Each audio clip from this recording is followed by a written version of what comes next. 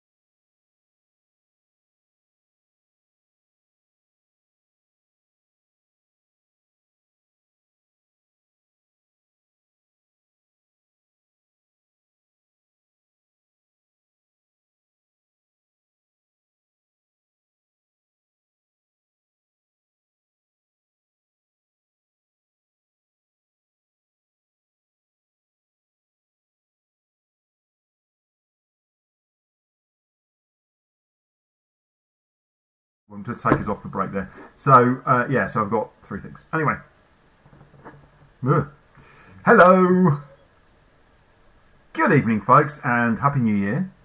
And welcome back to Adventures in Wildspace, presented by the Neen Valley Role Playing Association. That's us. The lovely faces that you see before you. So, from starting at the bottom today, because it's always rude and he always gets left till last. We have Martin, who is playing JL.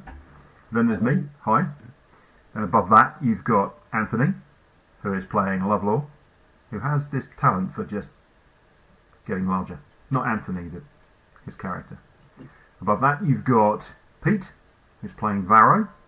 And next to him, off screen very slightly, you've got Christine, who is playing Megan. And then last but definitely not least, at the top you've got Bugsy Boy, who is playing Shiguris. So, when we left last, you had just flown back to Craxis, your sort of home base that you're slowly but surely establishing, floating in an asteroid belt. And you'd flown back there from having repaired the skin of a gigantic space whale and cleared it of parasites. And now you find yourself, again, looking for adventure.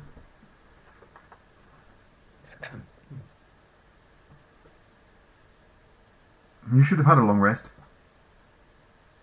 You should have all been healed up by now, right? Yeah, we did. Yeah. I think you should have all had a rest, and you should all be back healed and fighting fit and ready to go. Oh, did you actually? That's a good point. Actually, talking about last time. Just scrolling up, because I sent you all of that shit that I've done, and then I think I whispered you. Can we remember whether you said that was fine? Hmm. Oh, Dropped the room carver yeah. to something else, didn't I? John. I did tell you what I changed it to, but you've never answered that one. Sorry. You just said it So was a pain how the start again, couch mate. lets you do it. I've got a weird message coming up. So just give me a second. Okay. Sorry, just let me. So that's Anthony asking how Lovelaw can get more in-game Viagra because he wants to be big again.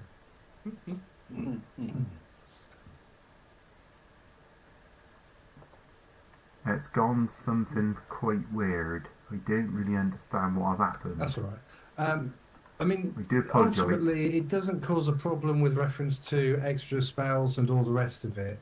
So yes, I just want to make sure that you're all right, that everything's been changed and we are normal. Yes. Or as normal as my character can get being a news. Yes, you were. Yes, your change was perfectly fine. Excellent. Okay, I just think. wanted to know, because otherwise I'll Yes. spend another 5 minutes trying to work out something else. Okay. All right. Okay. So yeah. So literally within 8 hours of Shaggy wakes up and he's got a little bit of a swagger about him, and one leg is slightly heavier than the other, and it goes clomp a lot. It's almost like he's put brass tacks or something into his skin.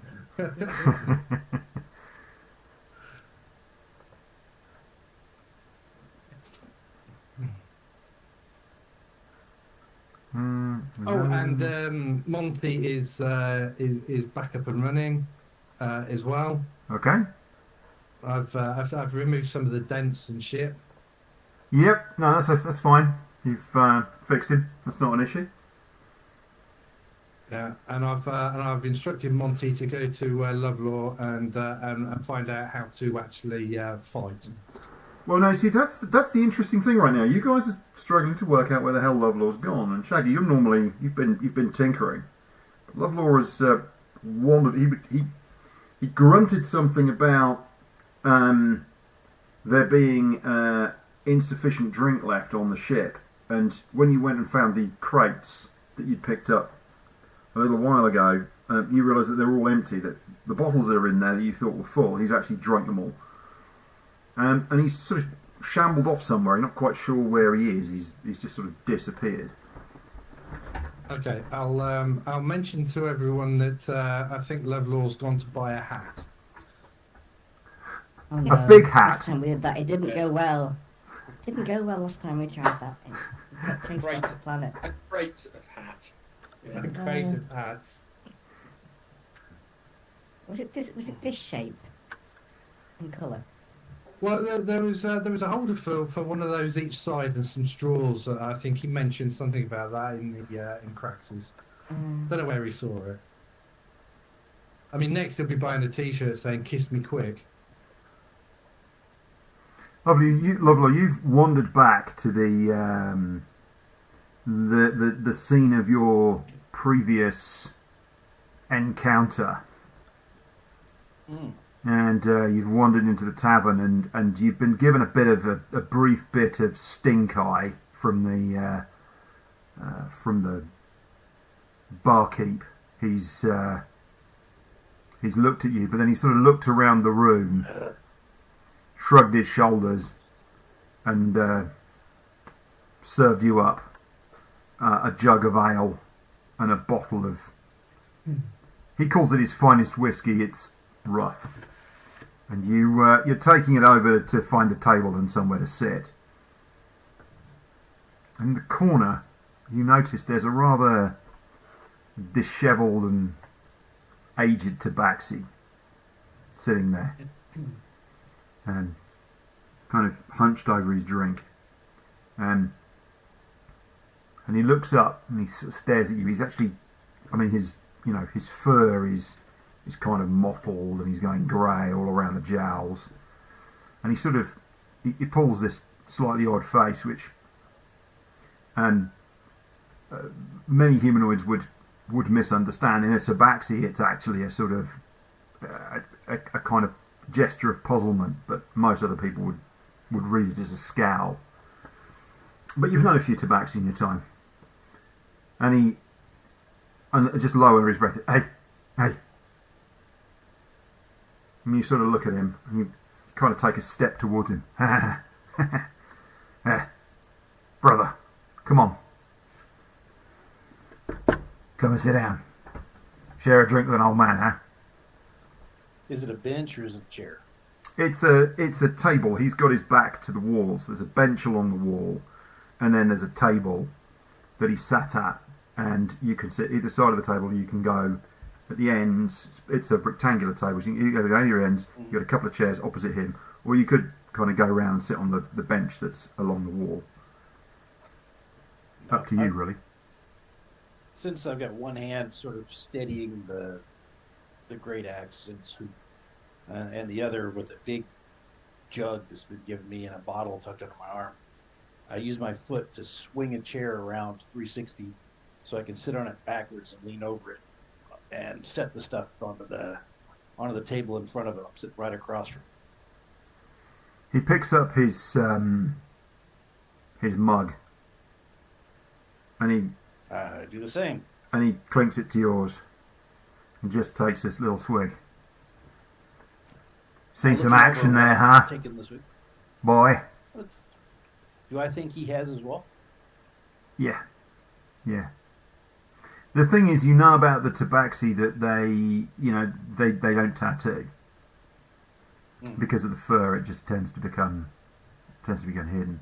So instead, they tend to have piercings. And he's actually wearing like a hooded cloak, and he sort of pulls that down, and he's got a series of piercings in both ears up here. So he's got various bits of piercings and stuff. And you look at those, and you're not sure it's old stuff. He's old. He's real old. All that. Yeah. Spin me a tale. And he reaches out a hand. Raris. I reach out my hand too. Okay. And he clasps. Your hand is much larger than his. Yeah.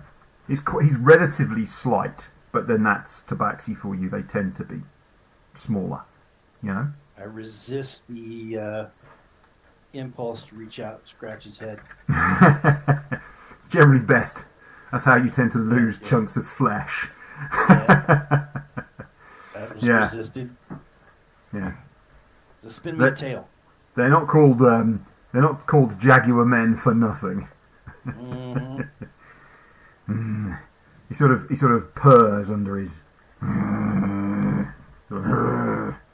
under his breath. I wave at the barkeep and show him one of the little glasses. We'll get an extra glass for the bottle of whiskey. Yeah. Very kind of you. Very kind. Well,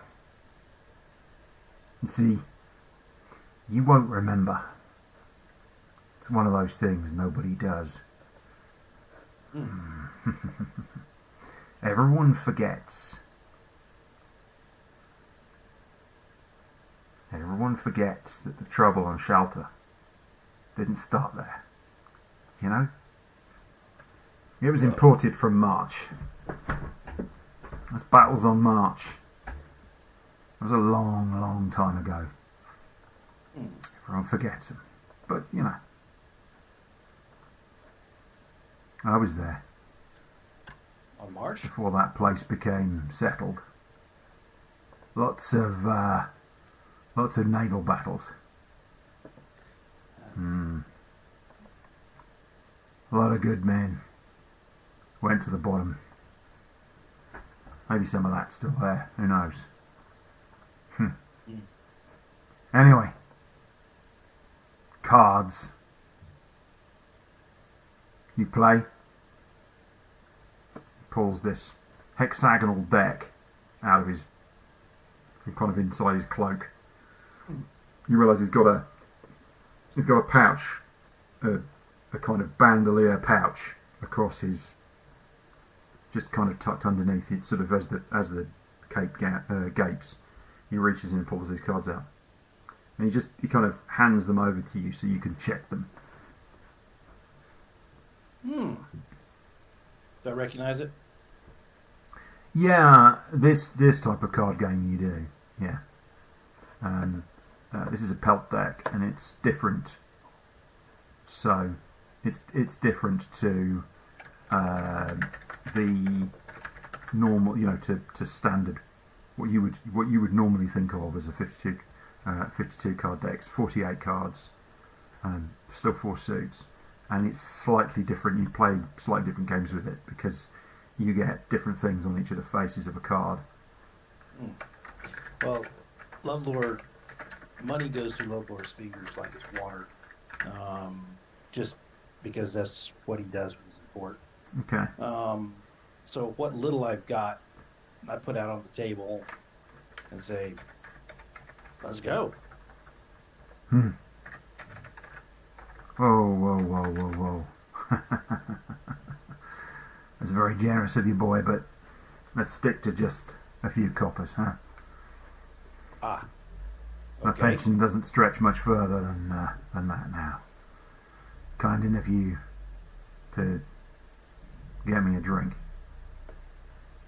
Absolutely. I pour him one, and then I put my money away. And No, I mean you have keep a little bit of money. You keep a little bit of change Yeah. out. But what you did is you got a load of gold there, and he was like, "Whoa, dude, I can't." You know, he can't. Got it. Yeah.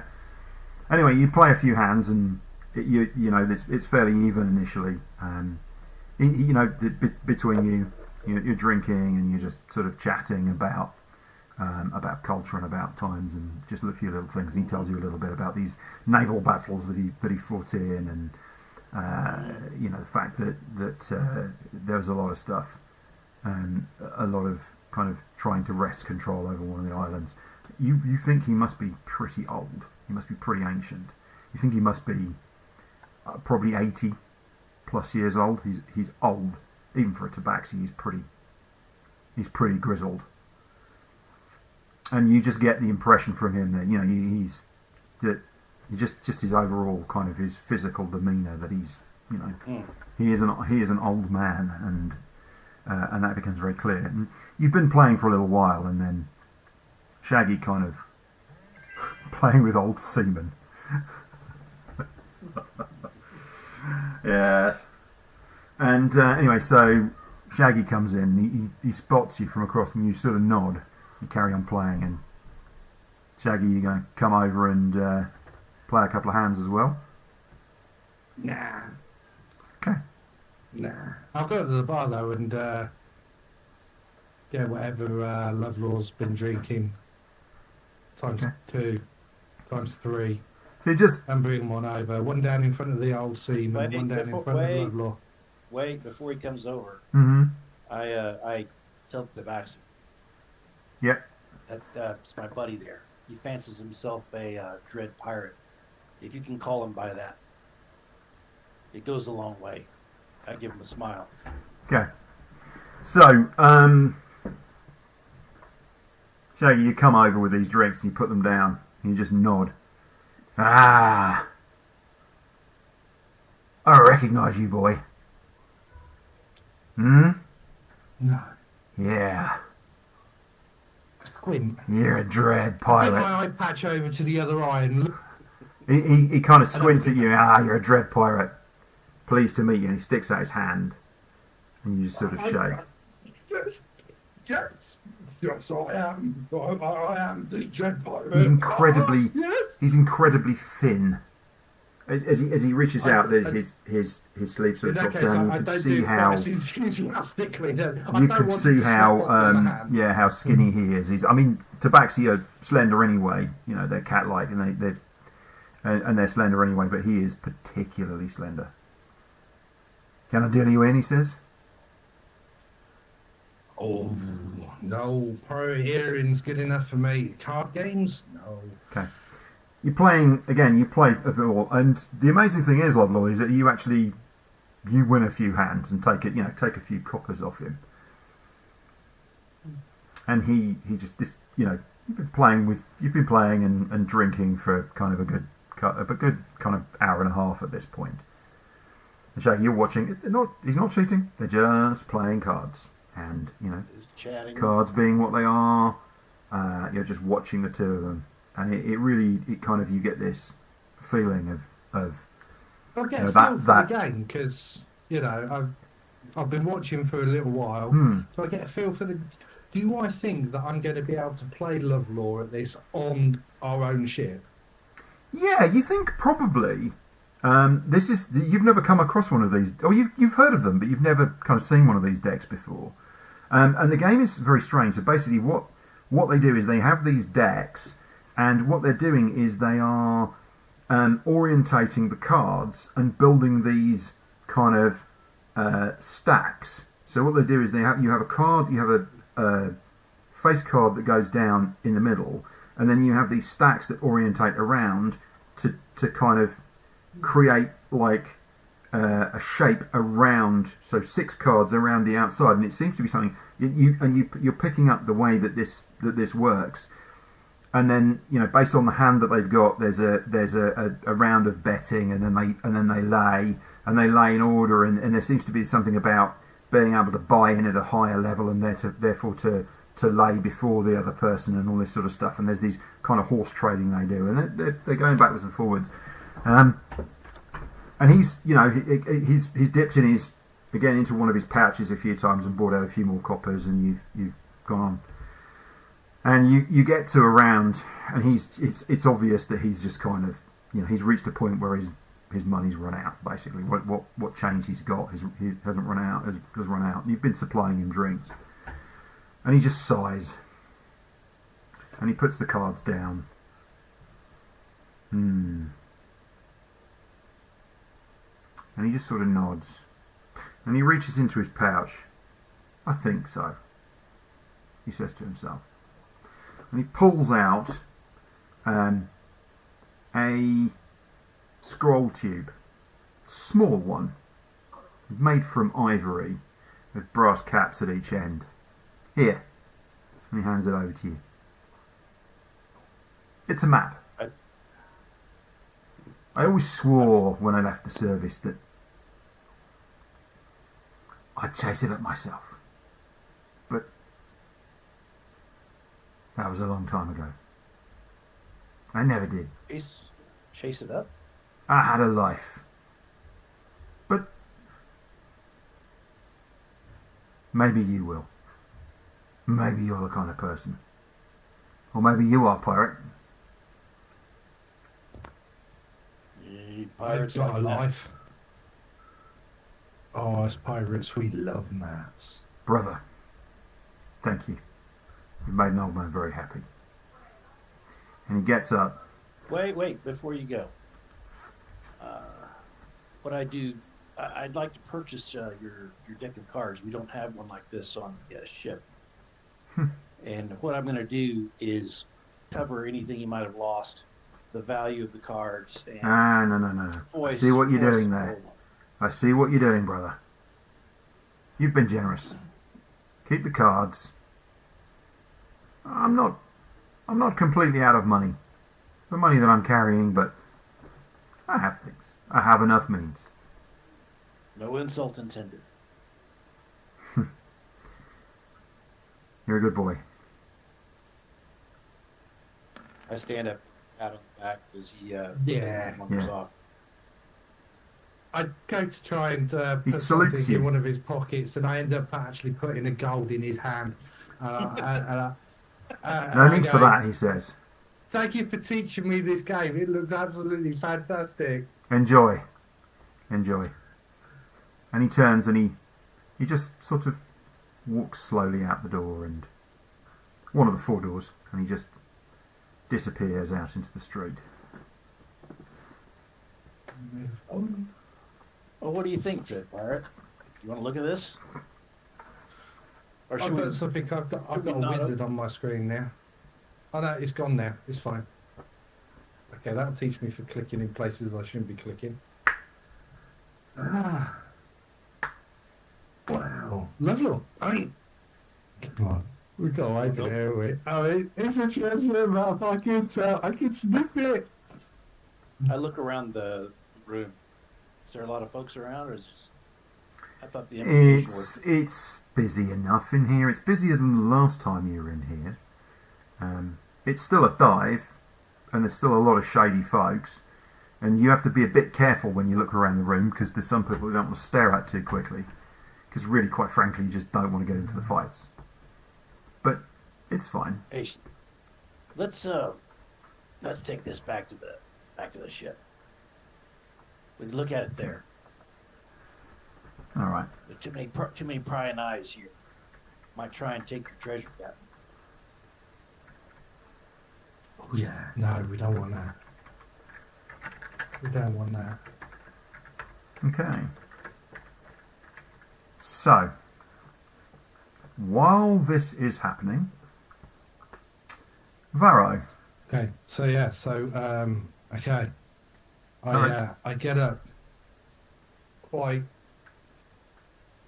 normally. Trying to be so inconspicuous, it's, you know. And then I kind of like, hello, and then I kind of like just out the door.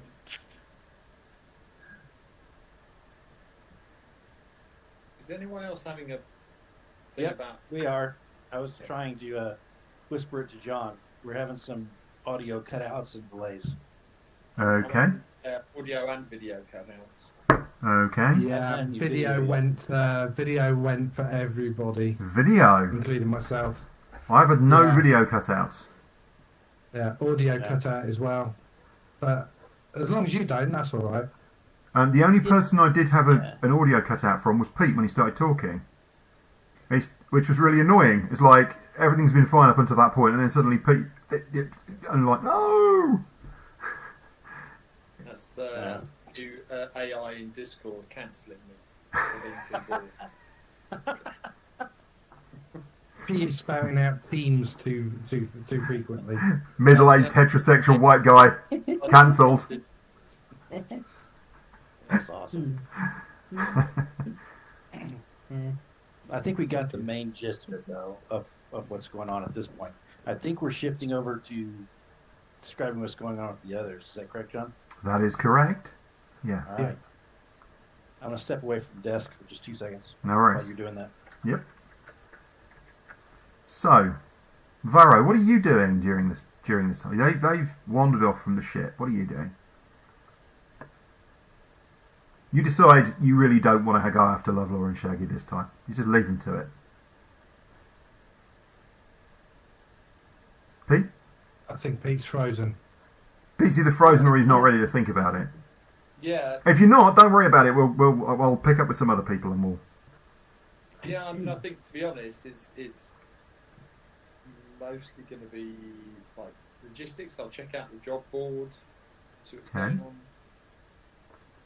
Sort out restocking. Well, we haven't been anywhere really. We've only been away for No. a few hours, haven't we? So, Yeah. So you're absolutely fine in that respect. yeah. Yeah. Yeah. Go someone else. Okay. So you go to the job board, and there's a job posted on the board. There's a few jobs that are just completely inappropriate for you. They're large shipping jobs, and you wouldn't be able to get the quantity of stuff onto the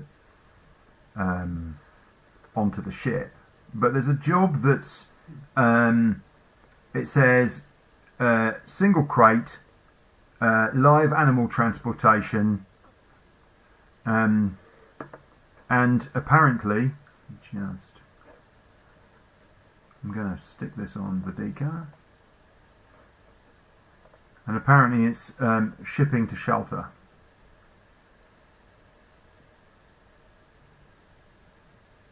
Okay. How much? It pays a frankly astonishing 2,500 gold pieces.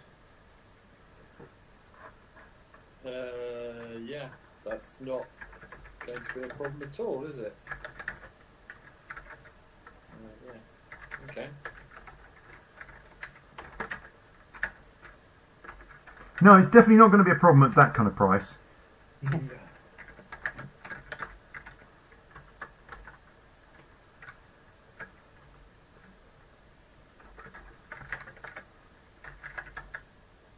I mean, mainly in waiting for the others to get back. So Yeah. The funny thing about it is that it's being offered by the Port Authority. It says to ask at the Port Authority office, and it's not actually a shipping company. okay. Right, mm-hmm. Well, maybe I'll go and. But how about I go and find out the details, Okay. All right. just so we know the options. I'll head to the Port Authority building. Yeah. Okay. So there's two offices for the port. There was the one that you were at where you found the moaning going on the other day, but there's a different office which is for handling shipping.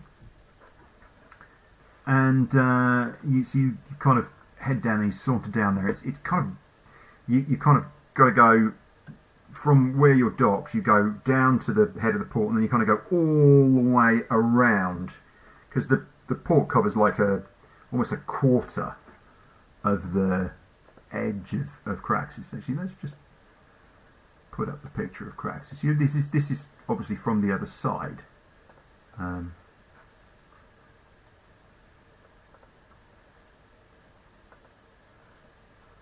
should probably put a nameplate on there as well. But so it's around the other side. So you know we're on the wrong side of the place, kind of from here. Let's just make that so it's a little clearer. Very good. For our viewers, but yeah, so but it's basically almost a complete quarter, and it's kind of down the other end. You're at one end, the left hand end. All the big stuff is kind of the right. It kind of docks to the right, and you got to go all the way around, and then kind of it's there on the kind of port front. So you head round that way. You walk in, and there seems to be some kind of issue going on. There's somebody from that you think is the captain of some kind of freighter. He's a human, and he's dressed, like a complete dandy. You know, he has this large hat with a big brim. He's got this, kind of sword at his waist.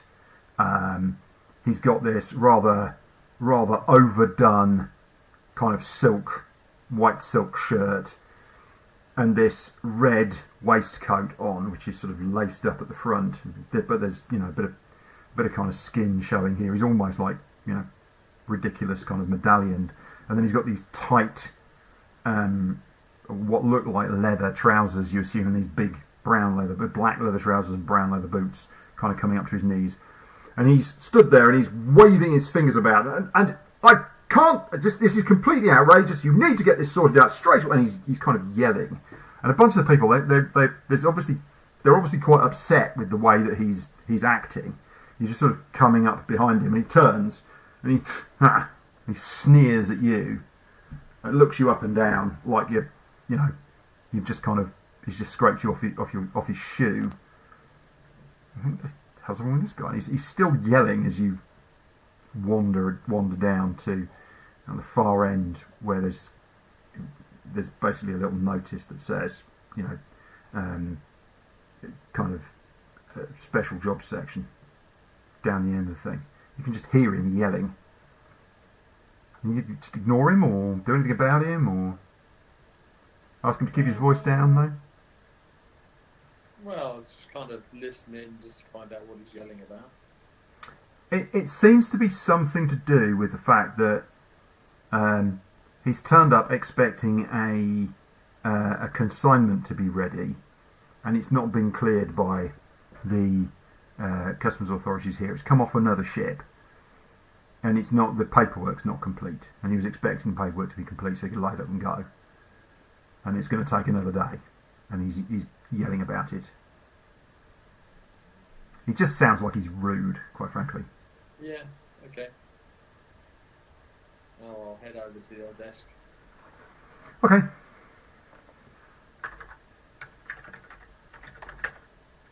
All right. There's an elf behind the desk who's looking, and then looking at you, and then looking, shrugs his shoulders. Hi. And you can see he's waiting to see if you're going to kick off. Do you know what I mean? He's just got that look on his face. He's like, we're really fed up in here today. There's lots of people shouting, and it's clearly not a good day. Yeah. So, greetings. I don't know if now's a good time to talk. You seem to be quite busy today. Yes. Had a lot through in the last few days. Yeah. Well, the reason I've come over is because on the job board down by the docks, I noticed that there's a job listing for a single crate transport. Yes. I was wondering if I could find out more details. You interested? Well, the price is certainly attractive. Maybe a It little would too need to be. So, how do I put this? There was a crash. Not here at Craxis, but just within our space, and the ship was en route here, and it crashed, and everyone on board perished, and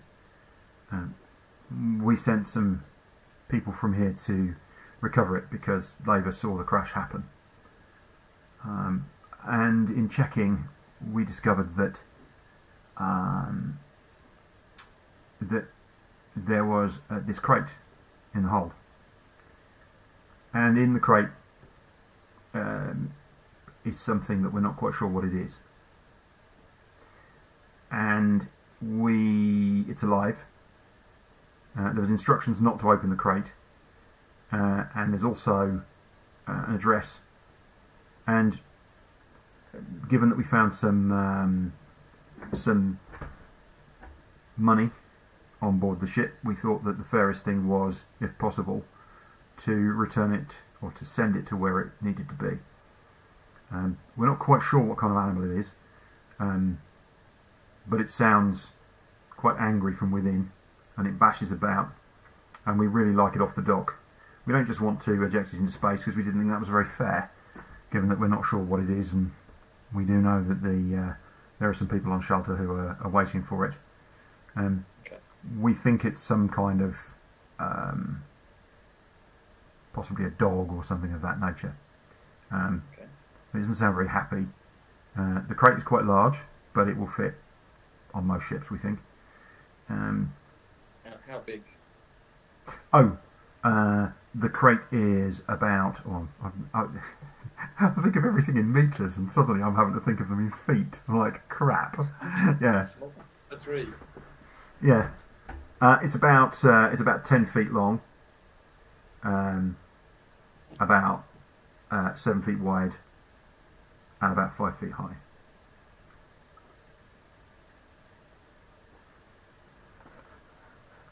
Okay. What about food and water for the animal? Well, I'm not going to lie to you. There's a water feed chute on the outside. We assume it's got food. It only came in yesterday. We're really a bit worried and we want it gone. We don't particularly want to open it and find out what's inside. We did try and see if there was somebody locally who could, a wizard who could peek through it without needing to actually open anything. But it looks like there's some kind of magical defences built into the crate as well. Look, I'm not going to lie to you. The price is high. The price is high because we don't know what the risk is like. Probably no risk. It's probably fine if you know what you're doing. But we want this thing out of here. Okay. What could go wrong? You say the ship crashed. Yes. Well, why did it crash? We don't know. We don't know the reason. What did it crash into? And it crashed into one of the asteroids at speed. Okay. Ooh. People on board, they were killed in the crash, or were they? Well, yes. I believe they were. I believe their bodies were quite badly damaged. Okay. Look, you know as well as I do that we're doing this to get rid of it, right? Yeah. We'd like to keep Cool. we'd like to keep as many people on shelter on site as possible. We don't particularly want them to see cracks, but as if we're some kind of some kind of unit of people who don't keep their side of the bargain if it's possible to do so. So we've offered a good pay. To be honest with you, it was recovered from the ship, so we've taken our costs out and so on and so forth. We're not losing anything on this deal. But the fact is, it's a risky job. We don't know what it is. Hey, look, if it busts open and starts hunting you on your ship, that's your problem, okay? That's why it's a big price. Yeah, we've had a few other people inquire in here and they've walked straight back out again. I'll understand if you do too. But we'd like to get it dealt with. But thanks for your time. Thanks for the details. Cheers. And I'll head back to the ship. So the human, as you walk back down the office to the door, the human you've heard him kind of stop yelling and he stood there, and then on the odd occasion he bellows a few things out, and then as you walk past you're kind of being nonchalant, and he looks at you and he snarls and he goes, "What?"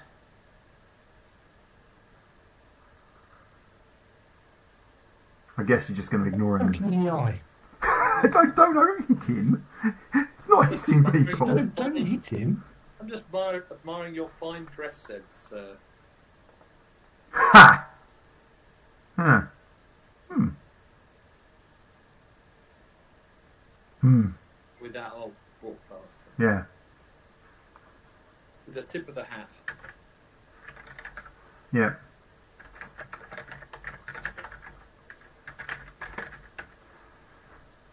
I don't know. We've got to go to shelter. It sounds a bit more like shipping a crate to Whitby. To what? Whitby. That's sort of like the vampire. Dracula. Of course, yes. We got to the UK by basically going Yes. shipping. And I'd forgotten that. Yes. Yeah. Yeah. Just a simple transport, they said. So, I shall turn my attention then to JL and also, or alternatively, I should say, I will turn my attention to. Oh, sorry, that's weird. What happened there? That's very strange. Christine to Megan. So if either of you or both of you has things that you want to do, together or apart, whichever way. Megan, want to go first? I don't mind. I'm just looking to source a bit more wood for my boxes. Okay. I mean, this is a place with plenty of, craftspeople and things of that nature, and there's stuff coming in and out of the port all the time. So there's plenty of opportunity to buy things. There's plenty of warehouses around the just beyond the port. Yeah, Varro's found a crate that's dormant, sitting there, just waiting to be picked up. She can use the scrap. There's loads of wood here. Look. Just saw this up. I'm sure it'll be fine. Well, it's all worried about a crate that is magically protected against crying. With an angry beast inside. Yes. And a suspicious spaceship crash. Every single part of this is dodgy. It's like death flags on every aspect of this, Yeah. isn't it? Yeah. I mean, literally, the crate comes with its own red flag popped in the top, doesn't it? Obviously, it's like, yeah. But And the wood's got the Jolly Roger emblazoned across it, with a yellow background in a triangle. That's it. On the inside, you feel a power that's burned the symbols off the outside. I think what we do is we take the shipment, we get the crate, we put it in the hold, and then as soon as we're out of view of the Yes. Absolutely. It's just poking out the back. Exactly. Who knows? Who would know? Well, the only downside with that is when you turn up to do the shipping, they say, right, here's the shipping manifest, here's your down payment, and once this has been stamped as delivered by the client, bring it back here, and we'll give you the 2,500 gold pieces. They don't just go, have some money, bye. It doesn't work like that. That hand of forgery. Yes, I've got a forgery kit. Yeah. What are you forging, though? Well, yes, that's Well, true. yeah. Hmm. Well, the other way we Control. could, I don't know if you could do this. Can you just tie a rope onto the crate and tow it outside the ship? Just sort of tow it behind In space. in space. No. No. You could lash it to the outside of the ship, Yeah. but you couldn't tow it, because then it would be in a vacuum. Okay. I was wondering. Yeah? Um, Because the way the air if bubbles it's work. between- This is It's just kind of like- from a practical perspective, yeah. Yeah. Well, the Wasp has a back that's kind of like that, isn't it? The entry point's there, and the stairs or the tail's going down, but there's a bit that goes up. So if we can lash it into here or tie it somewhere there, There you go. it would be in the confines of our doodah, wouldn't it? There you go. Ah, no, it was a leg. Yeah, it was a leg. That I knew it had a weird thing, and it looked like that. Well, we could maybe no, because that's another. That's the forward deck. That's the 5 We deck, turn that's the- the 6 deck. We unmount the ballista. We basically mount the ballista just facing the crate in the hole. Have someone sitting with their finger on the trigger. Any movement from that sucker and they get a ballista bolt. Unfortunately, it wouldn't fit on the weapons deck. Well. Anyway, Mm. sorry, other people have stuff to do. I'm digressing. That's alright. Okay, so you wander off and find Chrissy. So Megan wanders off and finds somebody, and you buy some wood for your carving, so it's not a problem. JL, if there's anything you want to do, then let me know. Yep, she's got an idea. Okay, go for it. This could go horribly wrong. Yeah, she's going to wait till everybody else has gone and is occupied, Mhm. and she's going to get changed into her fine green dress. Okay. I don't think she's had on with everybody else present. Mm-hmm. And she's going to put a piece of paper together. And she's going to stamp she's going to seal this piece of paper with a signet ring, and then she's going to go out into the town Mm-hmm. with a view to finding where the Duchess might be. Okay. So she's interested in heading towards the most important looking building, and yeah, she's walking around like she's meant to be there, and I think the background lends itself to this. The position of privilege, as people seem to think she has the right to be wherever she is. So she's going Mhm. to wander around and basically try and find the Duchess and say, I have this letter that she's going to be delivering to her. Okay. So your plan is to find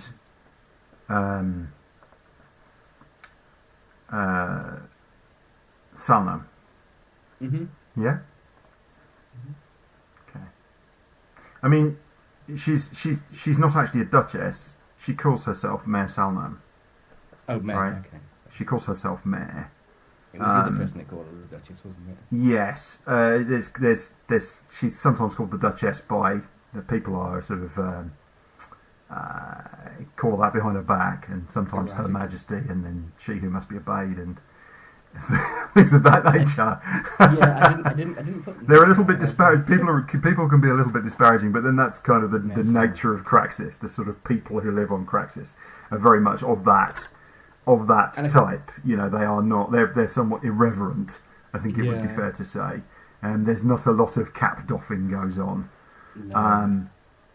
And so so what you do is it's strange for you because you've kind of walked up the hill because effectively there's some buildings that kind of step up and there's kind of the road angles, but you reach this point where actually you're within this maze of buildings and you realise that actually you're underneath the kind of the rocky spire that serves as the heart of Craxus is effectively a kind of rocky mountain, and everything's been carved and turned into buildings, and you're walking through this sort of warren of streets and you're actually underground. Right. Okay.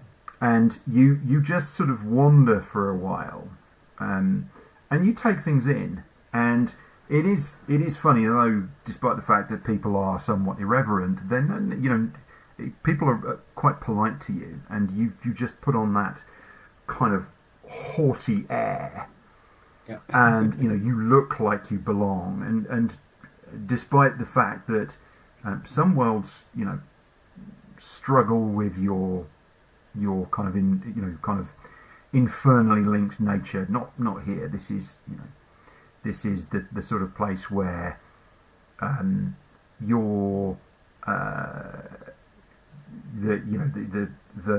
your background in terms of your genetic background doesn't matter, but what matters more is the character of who you are, and you simply project this air, and you just waft this green dress sort of fluttering behind you as you waft through the streets.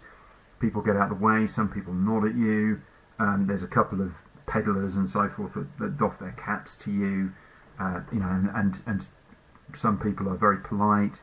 There is unfortunately one situation where you're walking past a side alley and there's a drunk taking a piss in the side alley, and he calls out to you and makes a rather rancid statement about your about the particulars of your genitalia, which is really rather unwelcome. But 5 seconds later, you can hear, "Oi, don't do that!" and a thunk as somebody sort of wanders down there and gives him a slap.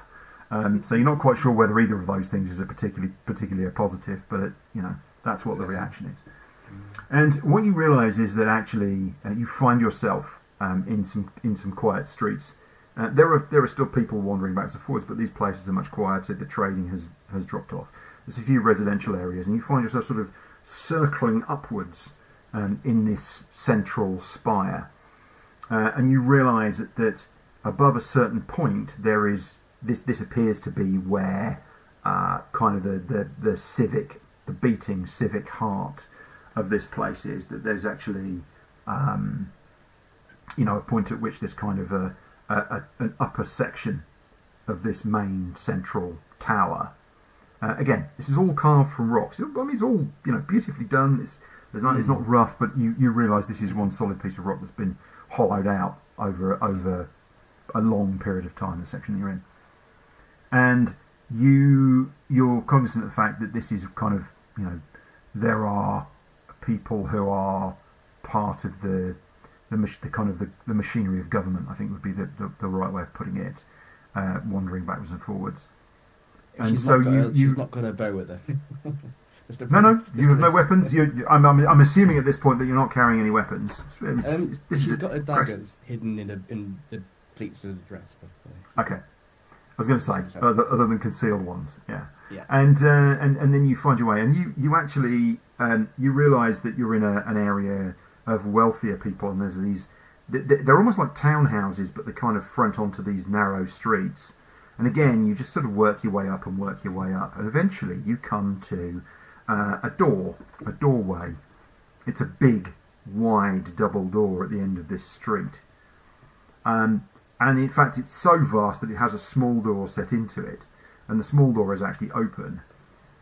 And on the other side, you can see someone who's appears to be standing guard. They're not a guard because this place doesn't have like a town guard. It just doesn't. It's just somebody kind of casually stood there, looking bored. It's a young man. He isn't really paying very much attention, and he's certainly not really looking at you. And you just sort of ghost up to the door, and you realise that you need to get beyond there, because beyond there is where you need to be. Mm-hmm. Okay. I need to walk up to him. He looks Ah, at you, and you can kind of see he's like there's a little sort of tickle of ooh, because if nothing else, you are a staggeringly good looking woman, and he looks and he's, ooh, and you can see kind of this little frisson from him. He's a human. Hi.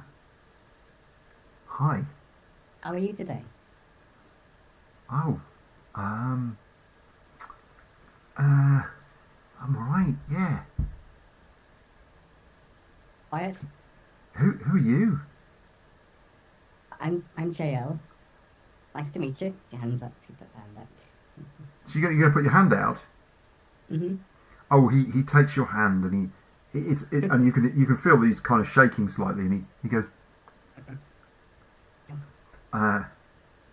pleased to meet you. Manners are still here. Good to see. Some of my associates have been gone to a place Oh. where I don't think manners exist anymore. Oh, and you can see he's just very bashful. He's taken in by your beauty and your demeanour.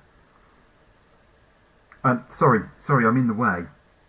Oh, thank you. I was wondering if you would be able to direct me to Salnam. Mayor Salnam, please. I'm delivering a letter for her that she Oh, today. shall I take you? Her apartment's yes, this way. That'll be fine. Yeah. Thank you. Okay. Lead on. Oh, Lead on. no, I'm supposed to stay here and just make sure no one comes through. Oh, Okay. you can see he's really torn. He wants to take you. He kind of wants to please you, but he realizes that's that his job is right. He's his.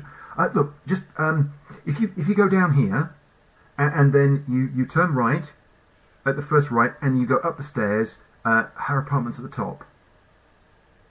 Thank you very much. And your dedication to your duty is well noted. Oh, thank you. Could you make Okay.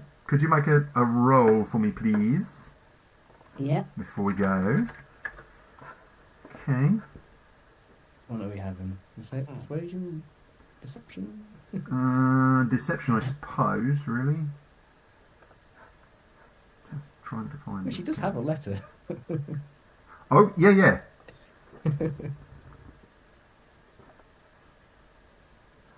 Deception.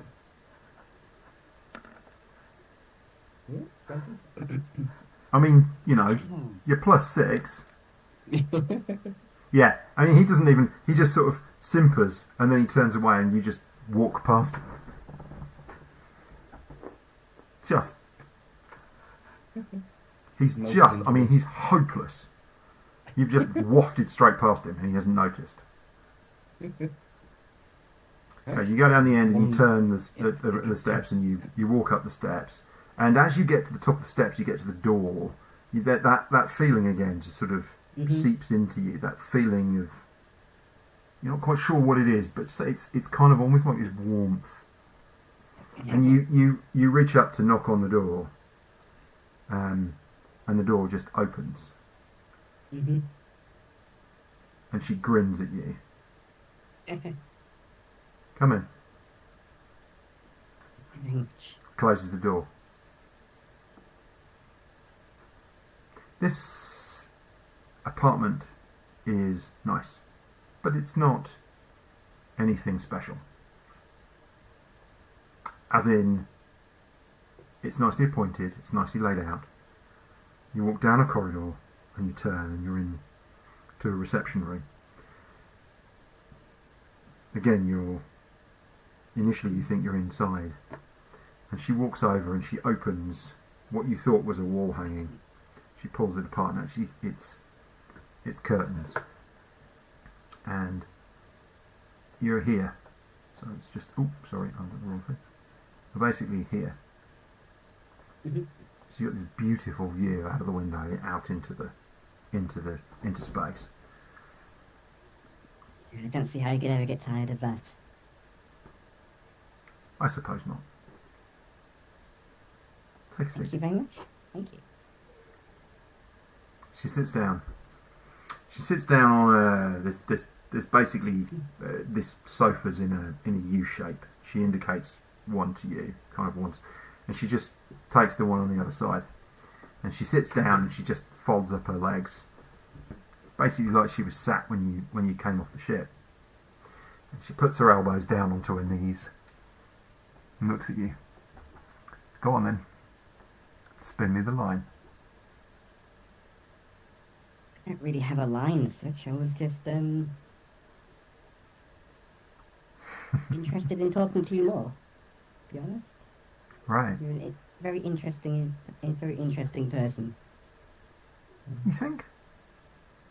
Yeah. And also someone of a similar age. Everyone else on the boat are on the That's lot fair. older. You're what? 3 years older than me? 20. 20 years. Not 20 years older than me. Then... Which planet? Enchant. Ah, makes sense. The family, merchants. Yes. Hmm. You have the bearing. Yeah, they're well established. Your mother and father are important people, right? Mm-hmm. Wealthy. They seem to be. Hmm. And that's one of the reasons I wanted to. I did want to talk to you as a matter of courtesy. And I know that I was speaking to some of your dock workers, and they were saying it's a neutral port, and there aren't guilds and things represented here. And I didn't want. That's important to me. Yes, I want to say that even though I am from a family and affiliated with them, I'm not representing them here. I am independent. I understand. You make your own choices. Good. Yes, I was fed up of being told what my decisions should be. Interesting as they were, I can see was- that. didn't want to be a tool for the business. I wanted to make my own decisions. It's good to be able to control your own destiny. Yes. I think that's a very important thing. It's a very important thing for Craxis. And for me. And certainly do not want to be given the impression that the family's making a move on Craxus, so I'm certainly not here for that reason. I'd know by now if they were. Yes.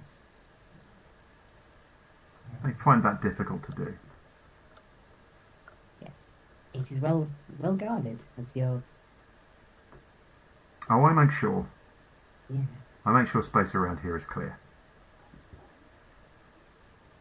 And we're happy that we managed to help Labour and get rid of those parasites, or at least that set of parasites. Thank you for your help. It was appreciated. It causes irritation. Yeah. Slows me down.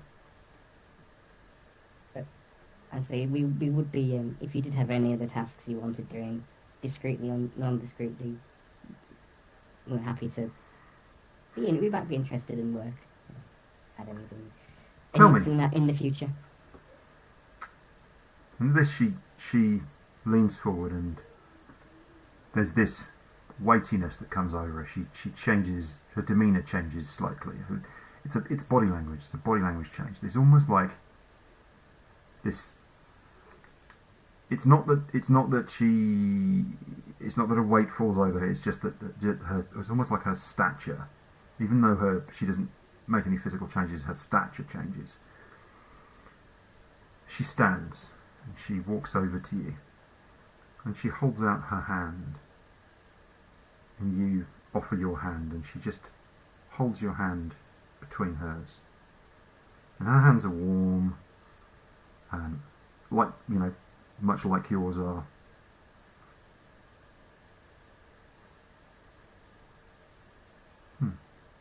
She says. I would take you into my confidence. You and your companions. And then you would perhaps sometimes do things just for me. You've shown yourselves worthy, I think. I think every trade should be handled on its merits, but depending on. But we would certainly be. I think we'd be willing to assist where we can. I mean, it seems to have been as close to a home that we've found so far. Certainly more hospitable than other places, and we do feel there is a sense of calm here.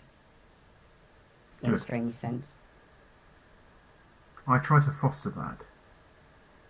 But I also appreciate that trust is something that isn't created in but a moment. You have to earn. We could work up to it. Both ways. Mhm. It's good to hear, though.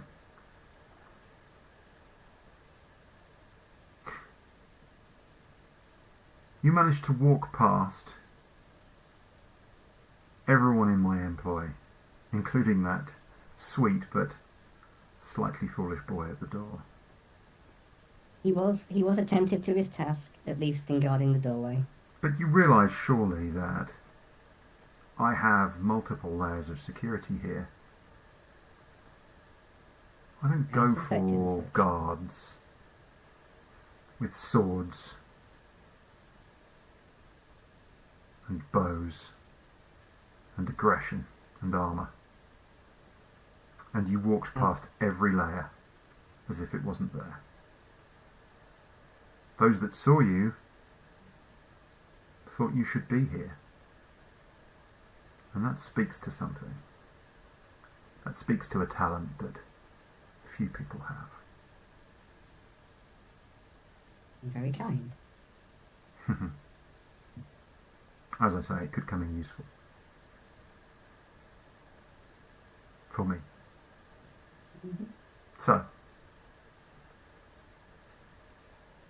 thank you for the offer.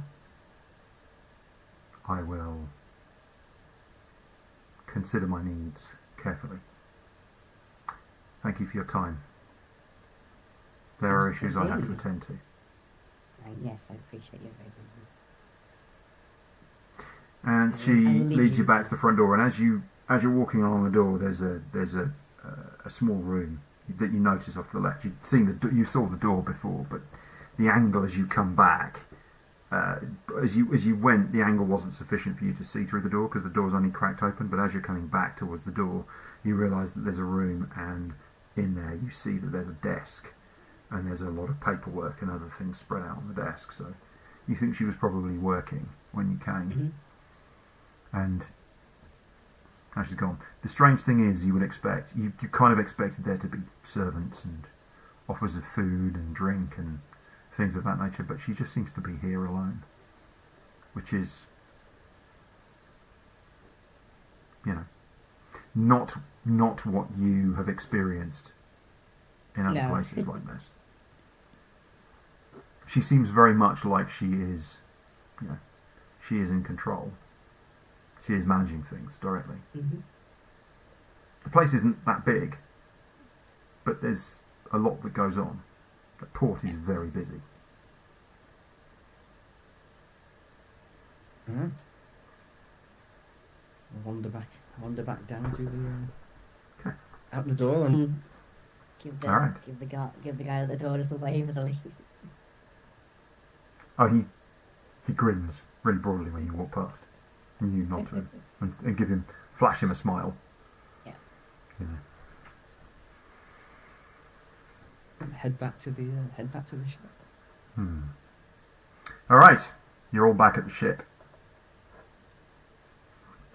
I miss Christine's stuff. What she did.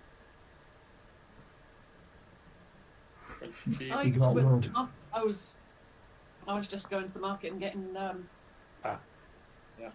supplies, shall we say. I did find a very nice little green berry that I thought might look quite fetching on Joe. So got that as well. Has it got horn holes? Yes. Ah, perfect. Thank you. Yes, very good. You know, I was just getting supplies. Mainly wood. She's got wood. Yep. Got word, You yeah. got it. When you've got it, you got it. So has the young lad at the door. Yeah. Barrow's got a smile on his face, so it must have been Barrow's wood. Right. Oh, Very good. Change back into the So normal attire. just the way that the timing all works out, you literally all just kind of get back to the ship at the same time. And the strange thing is that you've got Varro comes walking in, and you can see that he's puzzling over something. And he's got this manner where you can just kind of behind his eyes you can just see the cogs going. And Lovelore and Shaggy have got something, and they're like, hey, guys, come and look at this. And you're like, what the hell is going on? You all just converge into the galley. Lovelore? how's your day? I say across the Varro.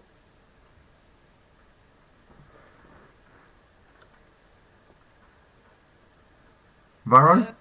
Oh. Interesting. Yeah. Yep. I could say it's very interesting. Yep. It looks like a massive trap from every angle. That's good.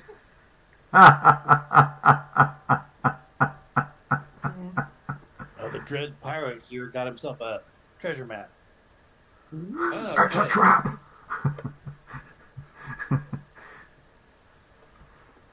I've got an eyeglass if you want me to take a closer look at it. So I want to roll that out, Shag.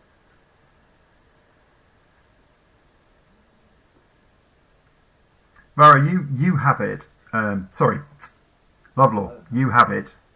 But Yeah. I hand it over to Shaggy because I know Okay. he really, really wants it. can I just say, I think I, it's impressive that the D&D rules have got some information about what a magnifying glass is. Okay then. It's the bit about the Advantage on appraising or inspecting that's interesting. Yeah, I suppose. Yeah. Sorry, okay. Shaggy. So I go, okay, look, and you can tell the treasure that we're gonna find is gonna be amazing. Look at this scroll case. So it's small. The scroll case is small, smaller than that you would Look at normally this have. scroll case. It's quite narrow. It's made from Little ivory. small scroll case. Look at that teeny scroll case. It's not quite that small, but it's quite small. So it's about an inch in diameter, and it's about So I shrink 14 my inches hands long. down to like baby size, and then the scroll case looks huge. Look at this huge scroll case. and it's got these brass caps on each end. Yeah, I kind of like take them off.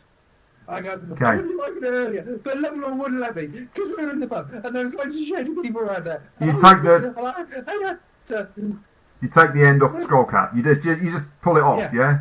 Scroll case. You just take it off. Yeah. You don't check it out to make sure see if it's got any traps or anything like that. No. I'll Okay. take a look at it. Hang on a second. No, it's too late. He's pulled it off. All right. There's a very loud explosion, and everybody's got to Wait till make you a get to the dexterity save. No. Yes. No. Okay. I'm all warm and fuzzy inside. There's a sort of slightly pop. smoky. There's a pop as it comes off the end. It's quite well sealed, but yeah, no problem. Yeah, I see everybody flinch when it goes Yeah. off. Everyone goes. Apart from Lovelore, who's like. It's the scroll case. Everyone else is like. Whoa. Pirate Ah. gave it to us. He was playing cards. So with inside Levelon. there What is. did go wrong? There is nice, well preserved. There is a piece of paper, a rolled up scroll. Okay, Nice. I dump it out, pull it out, roll it out. Okay, Is there a it's Look not at- very big. What is it? What is it? It's not very big. It's small. It's been hand drawn, and it's quite detailed. And you all look at it for a minute, and there's some notes on it. Can I just check what languages do you speak? Can we start with Shaggy? Oh, Common and Elvish. Elvish, okay. Let's go to Varro and Megan. Elvish, Infernal, Thieves' Cant, and Undercommon. Okay. Megan? I speak Celestial, Common, and Elvish. Okay, very good. Lovelaw? Common, giant, Gith. Okay. And finally, JL? Common, Elvish, Infernal, and Sylvan. Okay. All right. Very good. Yes, so this looks like it's a fairly kind of less common dialect for space elves. So this is it is a dialect, but those who speak Elvish can notice the notes that are handwritten on here. It looks to be handwritten by in Elvish. Okay. And you, it takes a moment to sort of orientate it and work out what's going on. It does have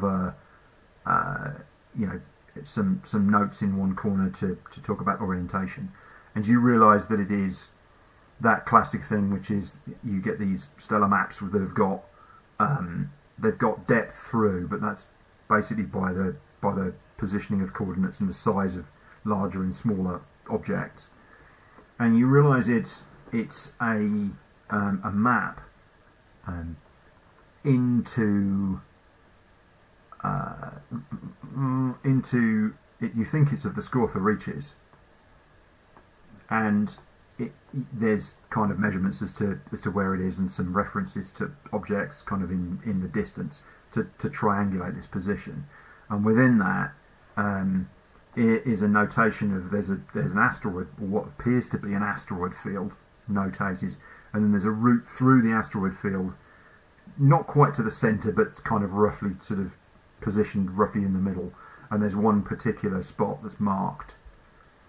And you don't really understand. There's a reference to something, but it's a name, and it doesn't really make any sense. Or you think it's a name of something. It doesn't really make any sense to you. But there's obviously, it indicates there's probably something there. What's the name? It is. It is not just there. X. Sorry? X.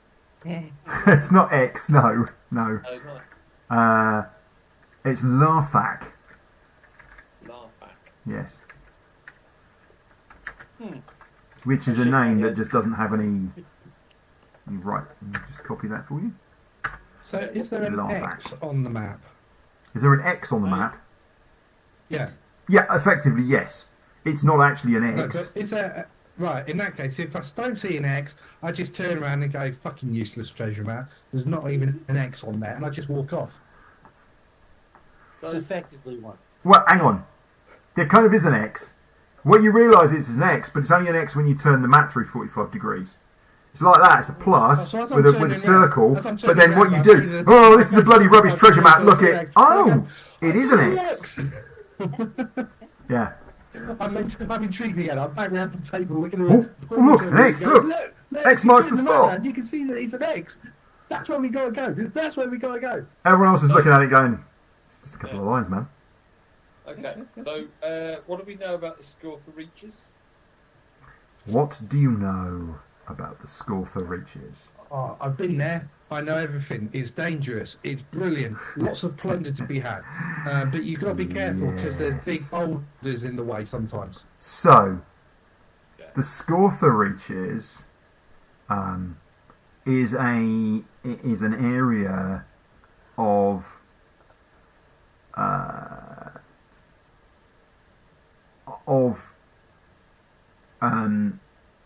mostly asteroid fields, small planetoids, gas clouds, and so forth. It's a wide region and Bad within plans. the Scortha reaches are a number of key places. Most notably for Lovelore, there's Yafaldir, which is the home of the Cloud Giants, which no one is really sure if Yafaldir is actually a planet or an area of cloud and gas that's so thick it can be walked on. And the Goliaths make their home in the Scortha reaches as well. Across various places in the Scortha reaches, there's various locations that are kind of home to the Goliaths. And I remember reading a book about that place. most notably Sild, which is one of the biggest kind of planetoids. There's no This human in this book went up there and found this goose, and it laid golden eggs. He was set for life. What could go wrong? so I reckon that's what the so treasure yeah is. so you reckon This again? sorry How did you get this map again? You won it in a card game. No. It wasn't won. It was given after a card game. An old Tabaxi. He was pierced up like he was a veteran. We shared a couple hours of conversation and drink. Very old Tabaxi. And he gifted this as something that he wished he could have gotten to in his life. Okay. So that's about as much as I know about it. Oh, and No, I Farrow, looked over- Farrow, Oh, I'm so at the what? card game. He thinks there's treasure there. You know, his description of what was there was fairly spotty. I look over at my vibrating friend, who is so excited he can barely stand it. It could be treasure. It is. It is. It is. all right folks, It's something he wanted to get to in his life. I mean, Yeah. it might be a bar. You know, maybe he wanted to go there to enjoy the sunsets. It could just be a really good view. Yeah. Am I missing? Am I not forgetting? Am I forgetting something, John? no, I'm just going to say I just need to take a quick break and then we'll come back in about 5 minutes or so. So Very good. excuse me, but I got to nip out for a few minutes and then I will be back.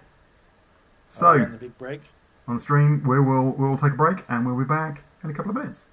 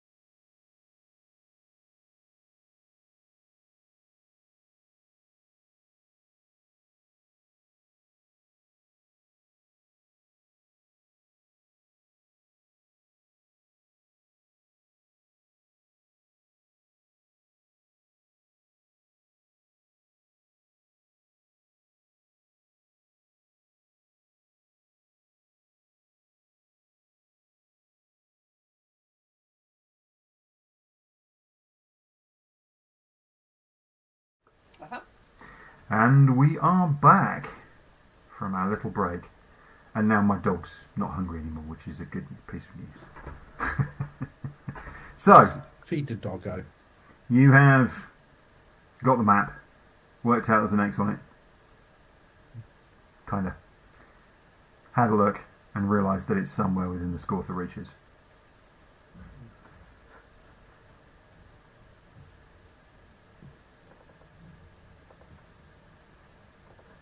So, what other news do we have?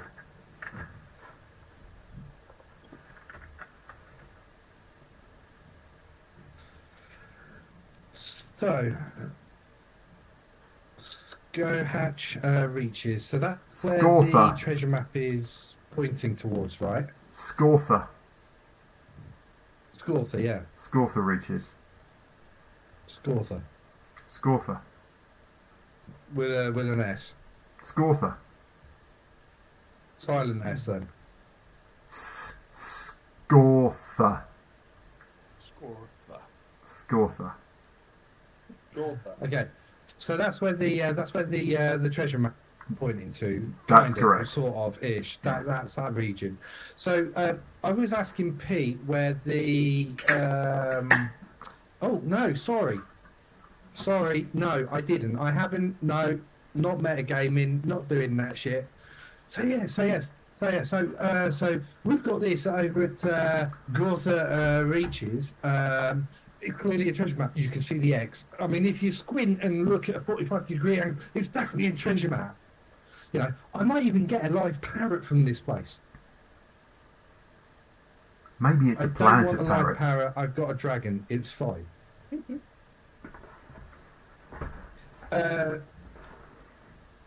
Anybody else got anything interesting?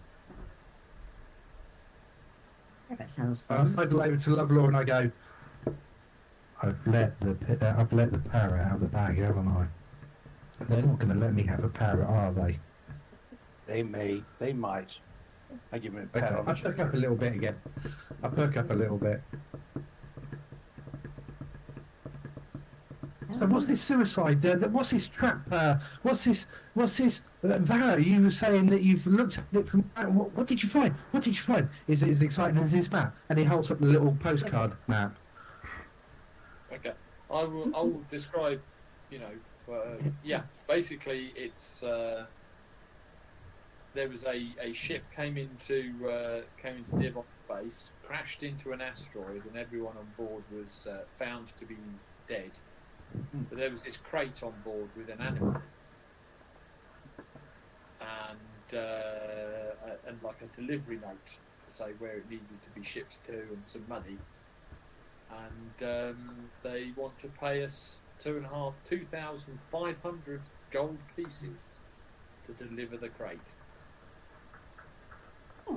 Did you get a chance to talk to the salvage people who went out there and found it? Actually, no, I didn't. That's an interesting one. Yeah, That might be worth a couple of seconds. yeah, It's an awful high price for a box. it is, isn't it? Yeah. Yeah. And why did the ship crash? You know, were the people on board already dead? Was the thing that killed them in the box? You see, no one knows what's in the box because it's magically shielded against scrying, which is suspicious in and of itself, isn't it? Is it? To be fair to him, he didn't say it was magically shielded against scrying. He just said it was magically Well, shielded. they tried to investigate inside, and Yes. fine, could be what was They- inside. Yeah, they I tried to find a local wizard to help them out, and a local wizard. yeah. We did know one, briefly. Don't trust wizards. I've never met a wizard. I like that. Megan, One- don't trust yeah, wizards. Well, the one we met. Yeah. Maybe Shaggy When could did we take meet a one? ball on the finger and poke it into the box, take a look inside. Yeah, you know, that is a possibility. We could use our own magician here with I could his do that. mechanical stuff. Mm-hmm. I could do that. Give it to, of course, he has to mimic a spell he knows, but it would work. No, I just need to disrobe. Oh, golly. You don't even need to disrobe. Well, no, I can shrink down to nothing and my clothes are just left in a pile.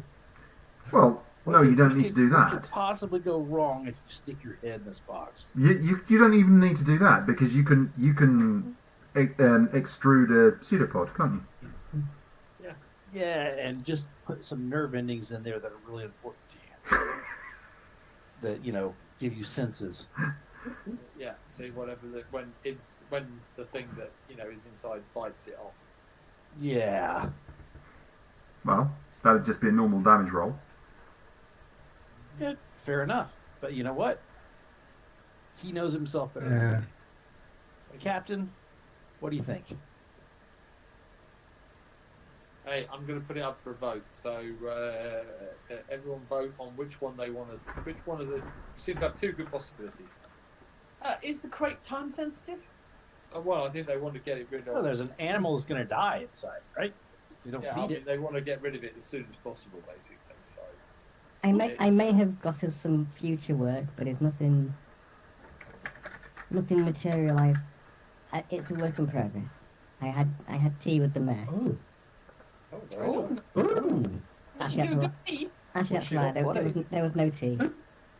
Yeah, you. Are we going to have safe harbour whenever we take on any more ships in space? I haven't asked her Won't that get yet. hung. I'm Oh, working so it- you're not that in with her yet then? Not yet, but the guy at the door that's very taken with me. So basically, Okay.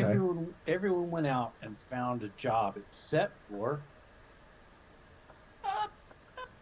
Just wondering what anyone else What was did doing. you get?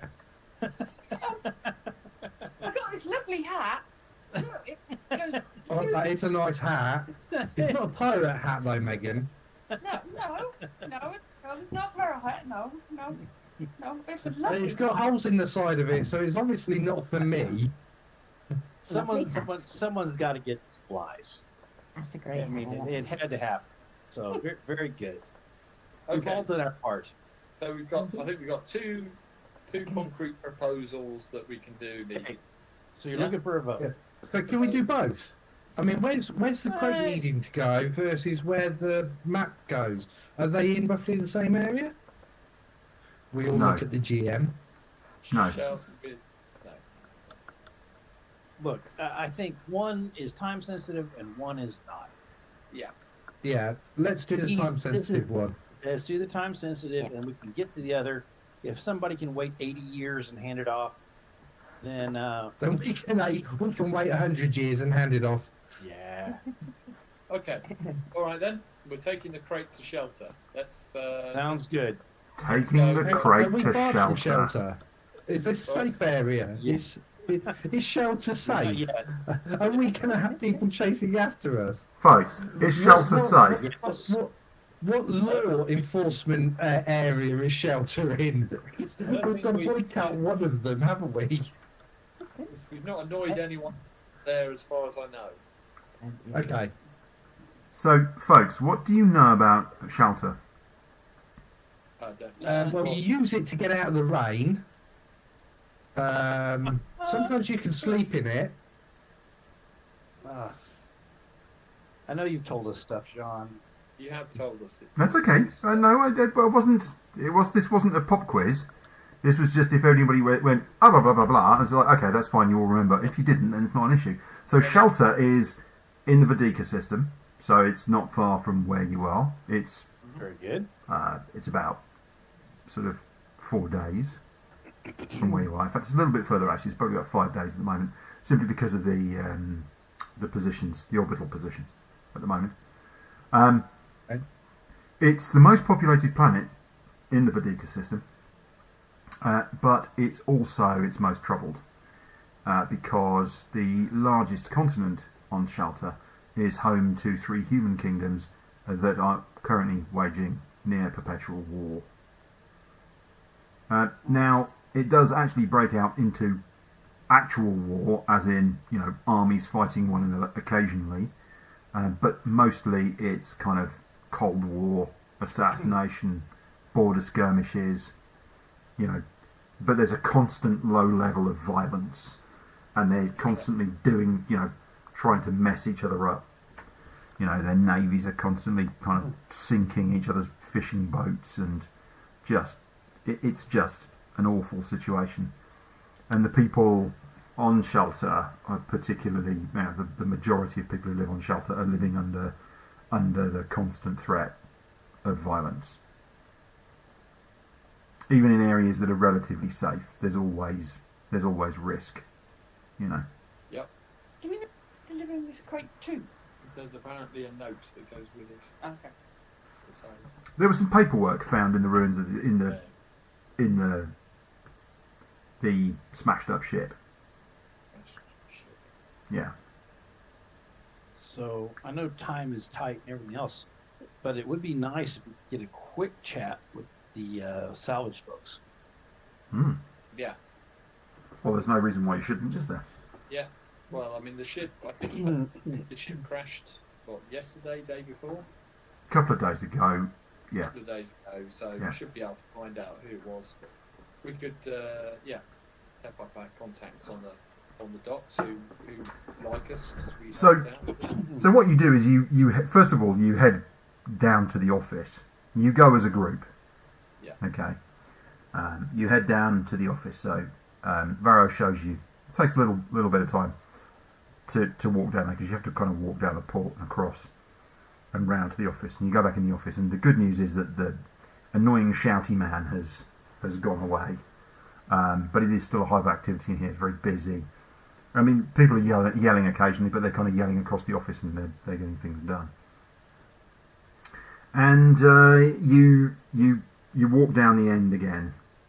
You walk up to the counter, and the elf looks at you. He kind of hops up from his table behind the counter, and he spots you, and he comes over, and you can see this look of, frankly, surprise on his face as you come over towards him. Oh yeah. Oh, you're back. Well. Yeah. Oh, right then. You weren't put off. Well. Good. Good for you. Excellent, in fact. We were getting a bit concerned that no one was going to come forward. Yeah, well, obviously you need to get this done, so we figured we would maybe do, well, the pay's good, and we can do you a solid favour. You can. I mean, the pay's good. What are you suggesting in terms of a favour? Is there something you... We're taking this off your hands. You want rid of it. We do. So, I suppose the mayor might be quite pleased that it's getting done. well, we're trying I'll let her know. facilitate people who get things done, so...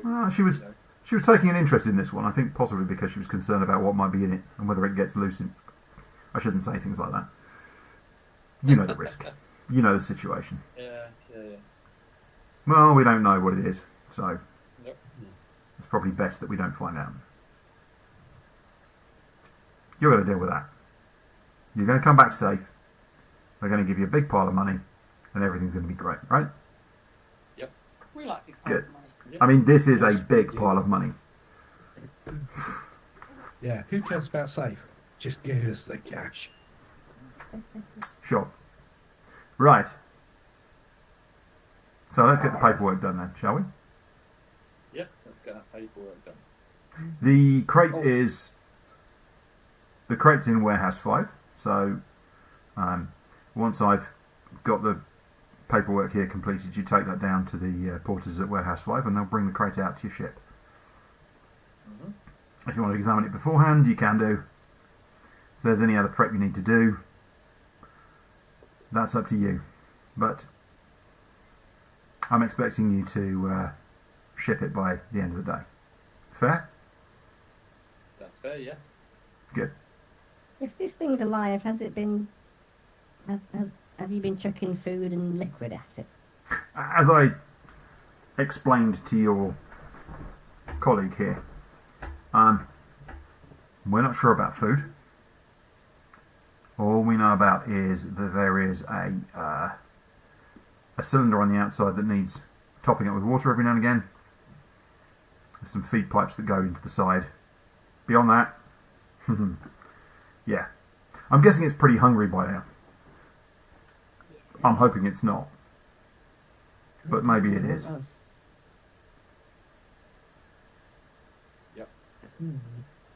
Okay, well, let's get the paperwork done. Yeah. All right. I'm going to complicate matters, but in a good way. In a good way. Right. So I need. Is it 10 minutes to cast a ritual? And plus the cast time, I think. It usually has 10 minutes time. plus one action. There you go. I found it. Okay. Okay. So how long does it take to do the paperwork?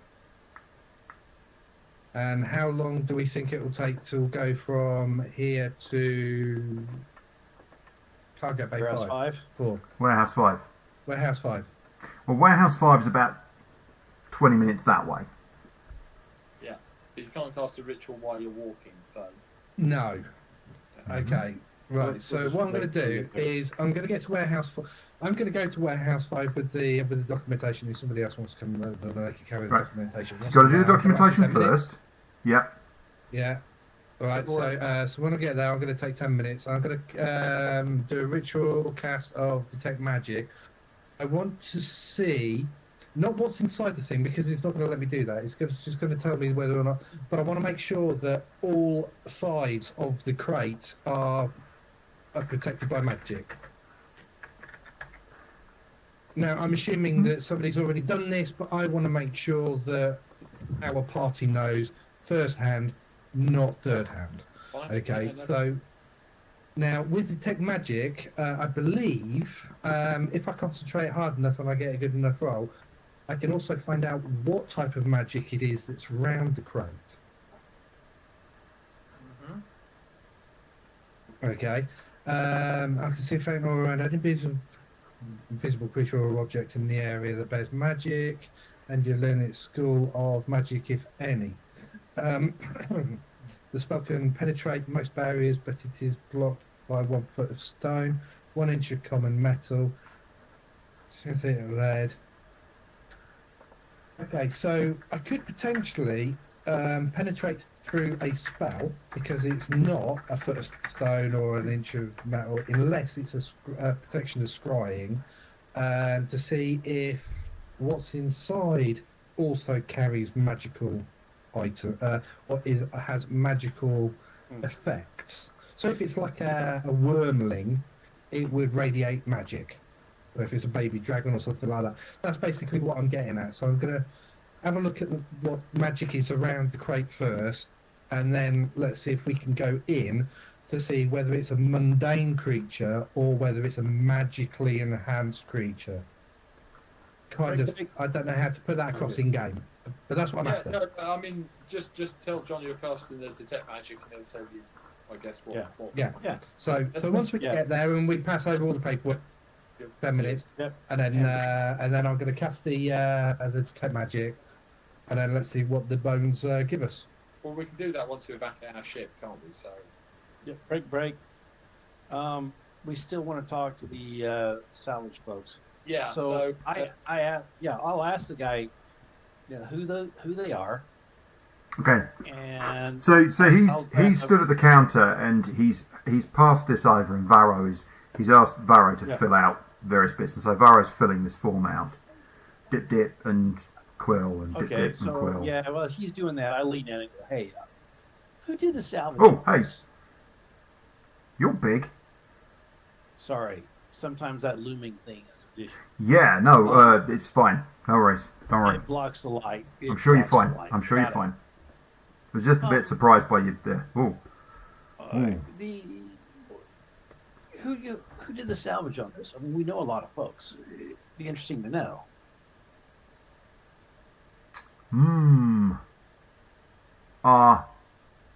Hold on. And he goes over and there's a file, kind of a file card, and he goes and he's Captain Chalice Oh, do I know that person at all? of the Viper. The Viper. Huh. You'll find if they're still here, you'll find them. Well, you'd know if they're still here better than I would. Can you take a look? Hey, that's not this office. We don't manage the ships. We manage the goods. The goods checking. Yeah, you're the manifest folks. Yeah, that's the other office. I look over at Megan. Have you heard of the Viper? I haven't heard of the Viper, no. You think I should? No, just Okay. hopeful. Huh? While the others are doing their transport of a box, investigation of a box, what if you and I took off real quick and tried to find this Viper? Yeah. Just for a quick chat. See if we can get Captain Carlos to give us a real good blow-by-blow of what they saw. Yeah. We can do that. Right. And John, I don't know how you want to handle that mechanically. Okay, so what we're going to do is you guys are going to take a walk now, while everyone else wanders off to do the box. So we'll do the box first, and then we'll do you folks. All right? Perfect. Okay. Yeah.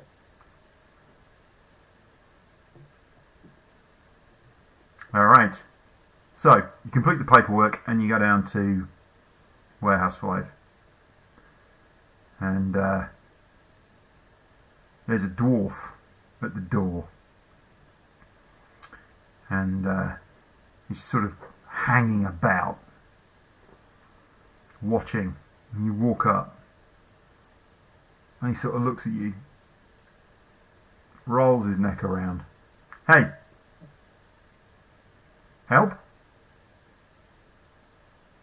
Yeah, we're here to arrange delivery of a big crate that you're holding. Got the paperwork right here. Hopefully not too big, it won't fit in. It will fit. The crate. Yes, the crate. Oh, my friends, come on in, come on in. You're that anxious to get Beam rid of it. out on his face. He kind of looked haggard and a bit worried, but now he's beaming. It's over here. Look, we'll bring it out to you. We'll bring you to the ship. We'll manage to get it out to you. Okay. Can I have a quick look at it first, please? Oh, sure.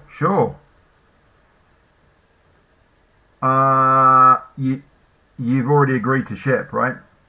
Yeah, we've agreed to ship. Good. No And backing out. It takes you round this stack, and you can hear this noise. Suddenly there's this kind of growling noise that you hear, and then there's a thunk, right? And then this gnome kind of comes scurrying past, looking really nervous, carrying this box. comes kind of hurrying past, and he nods. All right, boss. That's when they go. You go around this corner through, and then this box is just sort of sat. This big crate is sat. Yeah, it is. It's about 10 feet long. It's about 7 feet wide and about 5 feet. It's a big crate, and it's just sat with nothing around it. So there's a big space all the way around it. It's just been kind of plopped in the middle of this whole bunch of stuff. And you realise there's actually a kind of sliding side door to this place, and it's just inside that door. But it's far enough away so that they could kind of get round it. And there's clearly a lot of nerves, and he's like, it's there.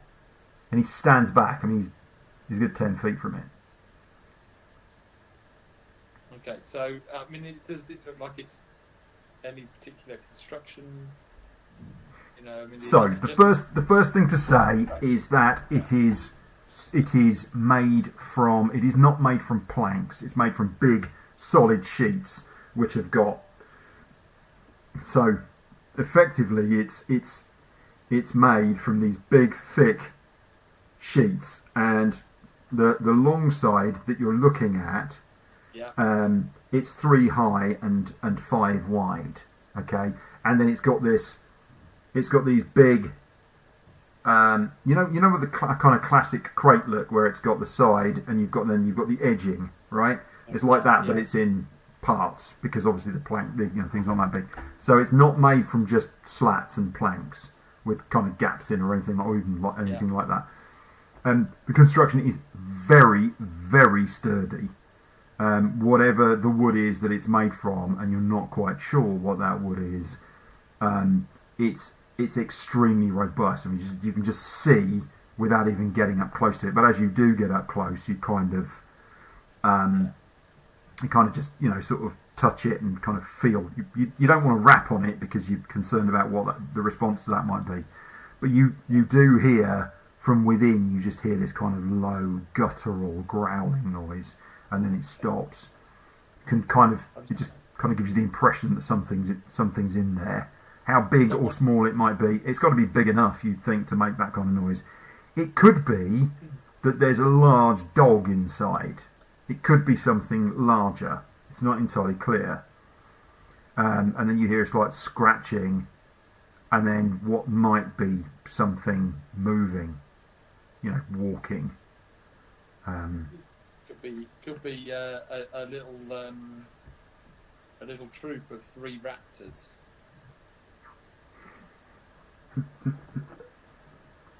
Very, very smart. They probably killed everyone on the other ship and then retreated back into the crate and resealed it behind them.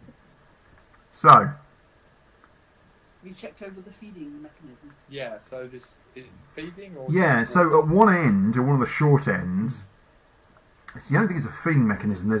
There's like a metal. There's a metal bit that sticks out. Is curved, and when it comes down into a point, and then there's a metal pipe that goes into the thing, into the crate, and there's a hole, and it's all been kind of sealed up, and it's all kind of bolted together as part of the hole. And when that came in here, there was a little bit of water in the bottom of it, so we've filled it up. I don't think it would smell very nice in there if you opened it. Not that I'm going to try and find out. No, open it. Yeah. Where's me magic man? Oh, he's back. He's back. Okay. Casting. Can't hear you. Muted. Can't hear you. Hello, hello, hello. Dread pirate. Dread pirate silence. I also muted it there as well, so I double muted myself. So just to take the piss, I start getting some chalk and some powder and what have you, draw a massive circle and thing, do some intricate sort of like inscriptions and things like that. Dwarf keeps squinting at you when you're doing this. I know, it's brilliant. And at one point he comes up and he goes, look, cause any problems in here and there'll be trouble, alright? And not just with me. Got it? Huh? And I turn around and then so as I'm doing all the tomfoolery, I'm actually taking up the preparation and what have you into the casting for the ritual. So yeah, and then after around about 10 minutes. Yep. You're doing this. Oh, the rest of you are sort of walking around and just looking at things and checking them over. And what he does with you, Varro, is he talks about where the ship is and how you're going to get it on board and all this kind of stuff. And he says that what they'll do is they'll bring a dockside crane out and they'll lift it and put it in. There's a hatch on the side and they'll put it in the hatch, and you talk about how you're going to sort that out. He's a bit surprised that you've got such a small ship, but he thinks that you can, with the big service hatch on the side, you'll be able to get it in without too much of a difficulty. He says him and his crew will do that. Okay. All right. So, Have you given Shaggy the results of what he's found? that's what I was about to do. Excellent. That's literally, I was just looking at the thing to find out what the best description of this particular process is. Love. Okay. So, you see a very faint aura around the whole box. You walk around the whole thing while you're doing it.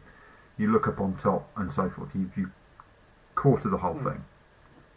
By the way, it's stood on blocks. Okay, so I could see the end of it. clearly they brought it in and put it on these big, hefty blocks. But you see underneath as well, because you know you don't want to be caught out that way. You know. And so you look underneath it as well, and yeah, it is. It has a magical aura all the way around the whole thing, and the school of magic is abjuration, which is protection magics.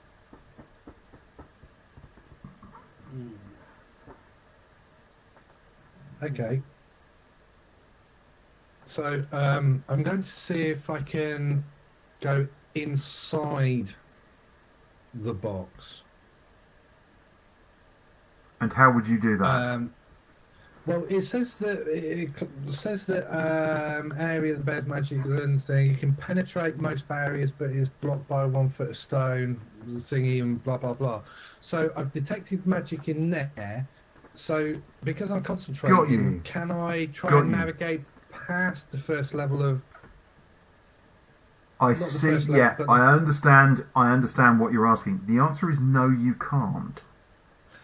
Okay. Your magical detection is blocked, but you don't think that the wood that you are seeing, unless the planks are staggeringly thick, which you don't think they could possibly be, because the box would only be tiny inside then, and it would weigh an enormous amount. I mean, just ridiculous amounts.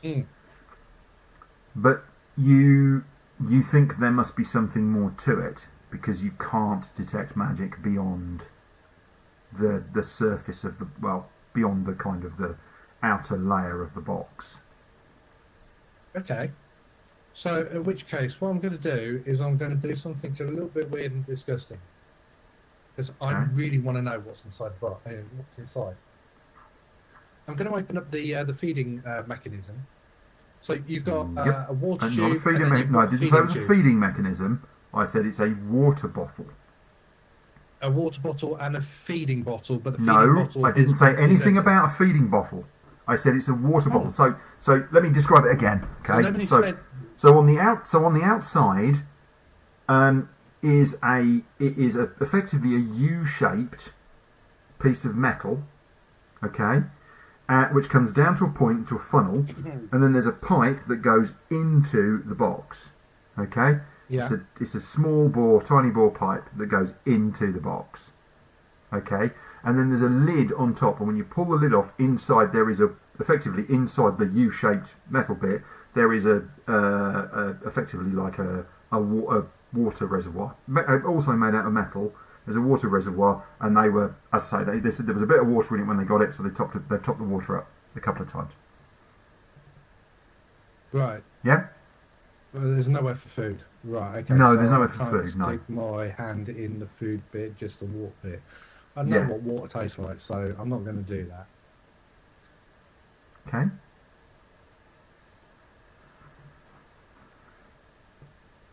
Yeah, I'm bored. I Sorry. Go back to and go. It's shielded. Hopefully it's shielded to keep whatever's inside from getting out.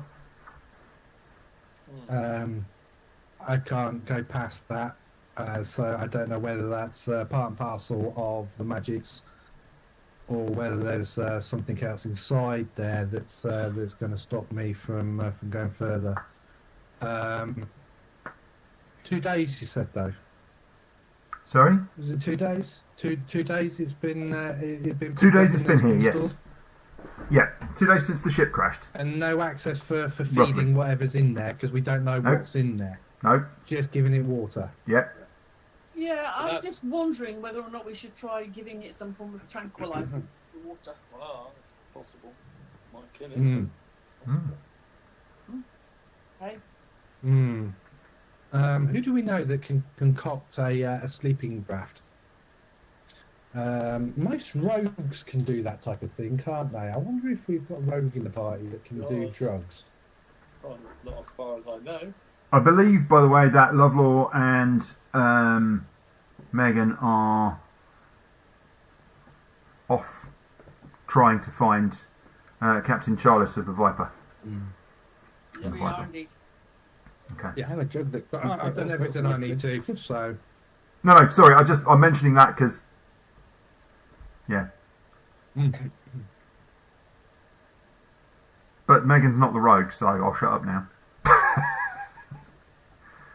I say rogue. No one's a rogue, really.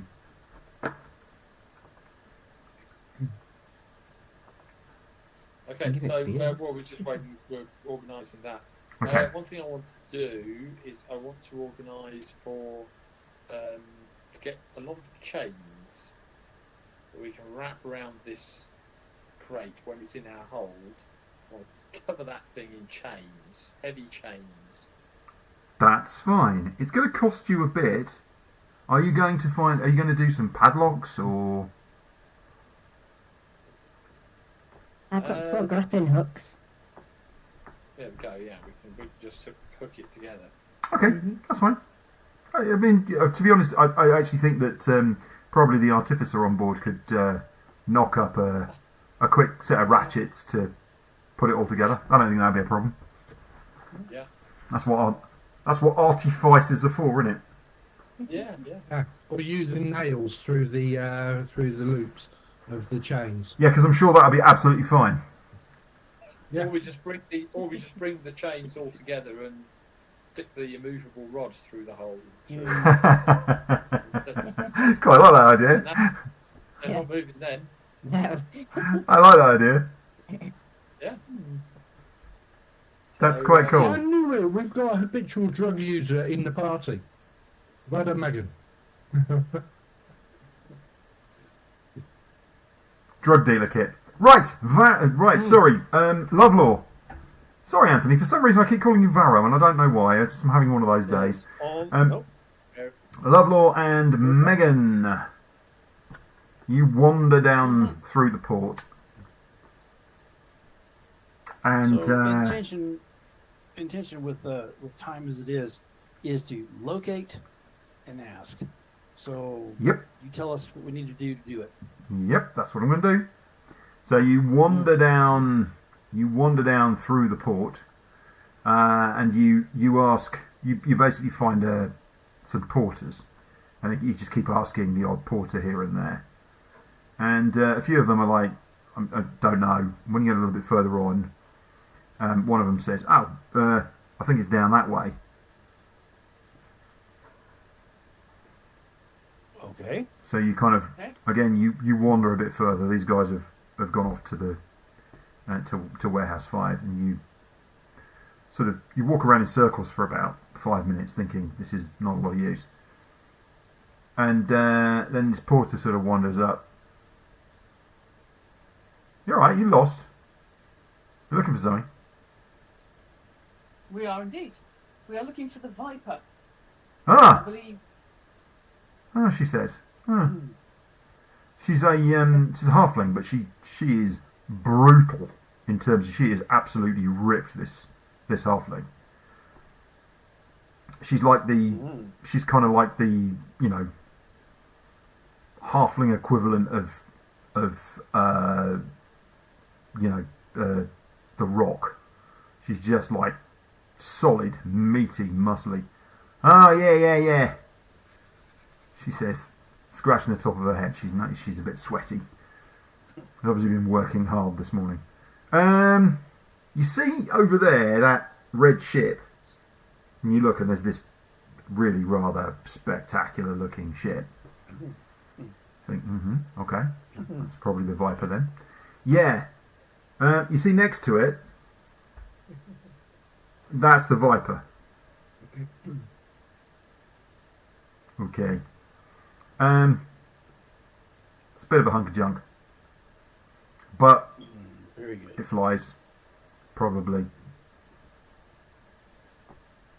As you turn and you're walking up closer to it, you realise it's rather kind of squat looking ship. You realise it's quite practical, and you realise that the front has been kind of carved slightly and with a little bit of paint, but the paint is all sort of flaked off in the shape of a snake. You think it was probably quite a nice looking ship at one point. Functional, but, quite well maintained. But now it looks like a bit of a junker. And you kind of walk up.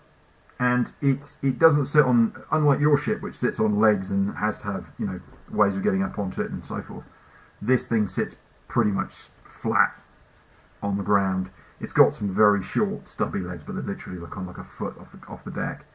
And one side is kind of the whole side is sort of opened up. There's a door that lifts right up, and it's sitting up.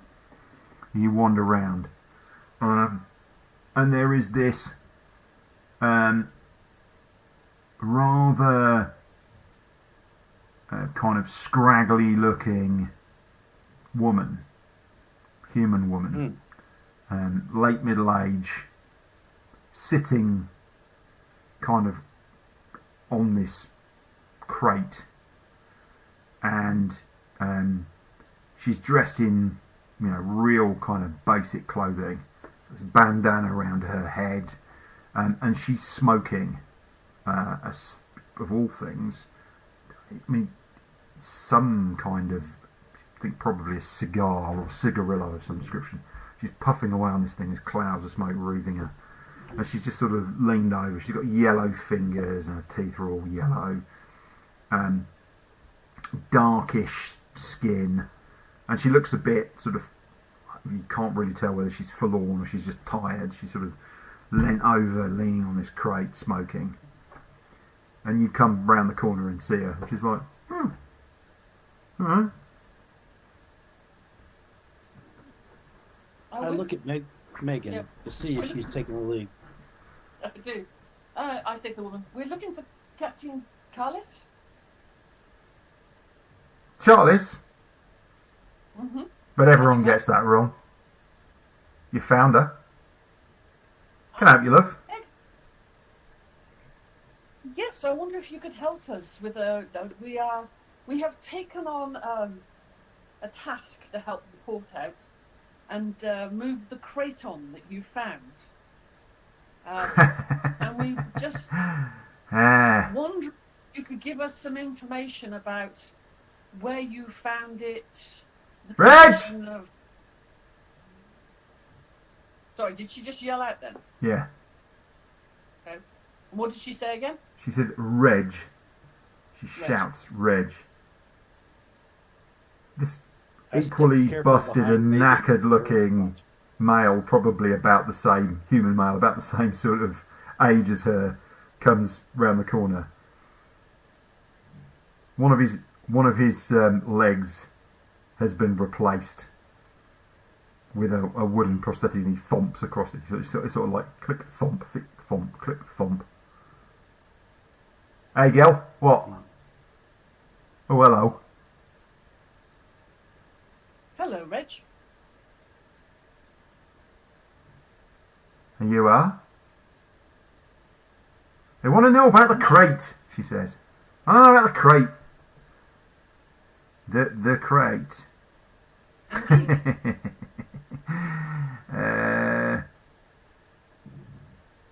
Found I'm it. wondering if you could help with some. Flew it straight back Detail. here. Big thing inside, bumping about. That's all I can tell you. Can I ask what had happened to the people on the ship? Was it crashed and they died in the crash? Was there? He shivers slightly, and you see he kind of withdraws in on himself. And she waves to him. She does that, and he sort of wanders off. You could see he's profoundly uncomfortable by the question. That's not a good sign. And she does this, waves you over, and the two of you come over. She reaches down and shuffles about, and there's a clinking. 3 little glasses come out and go. And there's a boop, and this bottle comes out, and she pours this grog into these glasses, and then she just shoots it, puts it down, pours another one, and then she indicates to you with her fingers you should drink. Oh yeah, on it. Yeah. Megan, you drinking? I'll take a little sniff. Oh god, it's virtually bloody ethanol. It's terrible stuff, but you'll drink it. Mine's already gone. Yeah. Loveless please, but she's poured you another one. Are you drinking it or not? I mean, you don't have to, but No, I'll drink it. Okay. I'll drink it. So as soon as you've shot it, But I'll drink it more slowly. I'm not downing it in one. yeah. As soon as you shot it, you start sipping it, and she sort of squints at you. She looks at you, Lovelore, and nods, and she looks at you, Megan, and you can see she thinks you're a bit effete. This is a woman who has worked. You know, she's scraggly. She's leathery, but she's a hard worker, right? And you can see that she's worked, and there's a pain on her face, not from the working, but from the thinking about this. These jobs we do sometimes, you find people. It's what it is. Reggie can't come. Lovelore is incredibly attractive. Incredibly Attracted to her. okay. Oh yeah. I See- get you. See, the things that can happen to a body can be unpleasant, but this was more. This was like a hellhound had had its way with each of the bodies, Whoa. torn them apart. It wasn't just a crash. It was more than that. Horrible. It's like they've been opened up from the inside, turned inside out. Violent, disgusting, bloody. I told the authorities here. They were quiet about it. Whatever's in that crate ain't good. So be careful, alright? Can you tell us about the crew? If it was Do they me, have burn it. Marines on? Do they have Marines on board? Do they have fighters? Do they have? Is this just a simple ship with merchants? It was just a little freighter. Nothing big. Small. I don't even know how it hit the asteroid at such speed. Shouldn't have done. No, something. it shouldn't have. The spell jamming helm should have stopped that. Yeah. So something went wrong. Horribly wrong. An outside influence? I don't know. But that ship was smashed up. Almost nothing left. I'm gonna sit on this damn But the crate survived. crate. You do that, but you be careful. Was the gravity field gone on the ship? Oh, the ship was wrecked when we got to it. So No everything was air, floating. no gravity, nothing. So no air, no gravity. How long do you think this has been floating? Oh, well, Lava said she saw the collision. She saw the crash. Okay. She reported So it. She saw the crash. I'm just wondering how long this. Well, I suppose the atmosphere of the ship would have lasted for a bit. We were there within hours. The asteroid has air, of course, and gravity. Yeah. Yeah. But the helm was I destroyed. suppose so. The crate was right in the back. It survived. It was dented and dinged up, but it survived. I look over to Megan to see if she's got some more questions. Mm-hmm. No, I don't think. So there was no outside ship involved in the crash when Labour saw it. It was just the ship hurtling into the astral. as I understand it. She keeps pouring more of this booze. It's a big bottle, Can I ask, and were it there is any hard. within the ship? You saw obviously the insides of the ship. Was there any signs of a fight? Was there any scorch marks? Any? It was hard to tell. There wasn't much left. Uh-huh.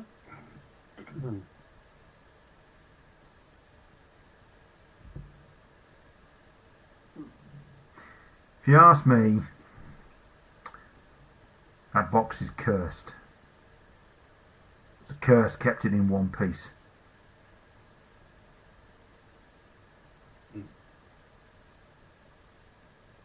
They say there's magic protecting it, but whatever's inside.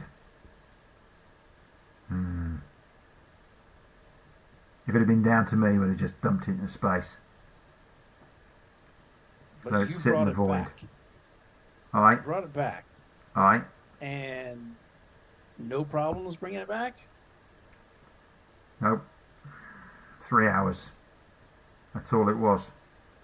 Fair enough. Fair enough. I wouldn't have wanted it on my ship much longer.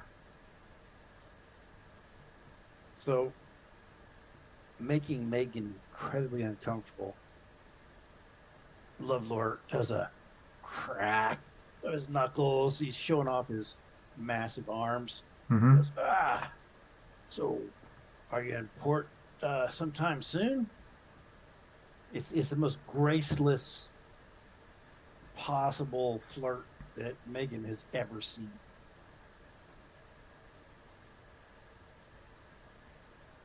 She leans over to you, and she just sort of her face kind of brushes against yours, and she whispers in your ear, "I think your girl's struggling, but I'm here for you any time."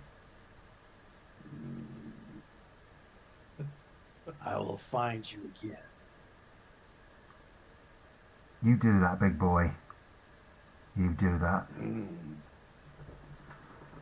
I lean away. She and leans start back leaving. with this rather filthy smile on her face. I love it. And as we leave, I lean in to make it. Oh, she's a broken one. Oh, she's broken.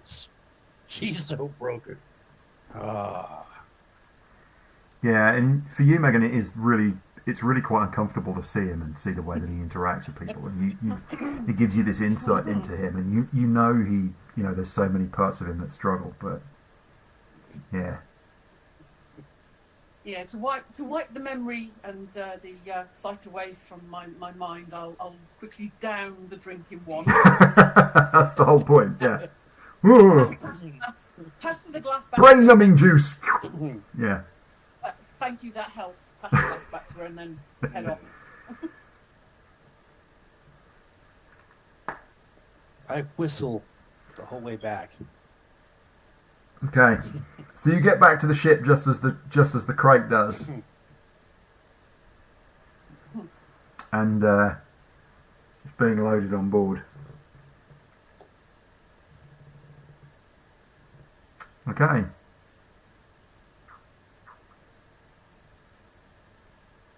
Now I suggest that is where we bring it to a halt for tonight, Very good. with you folks taking off,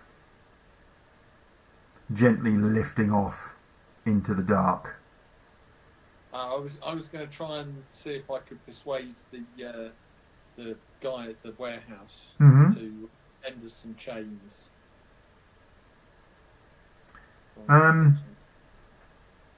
No, because he doesn't think you're coming back, so he's not going to lend you anything.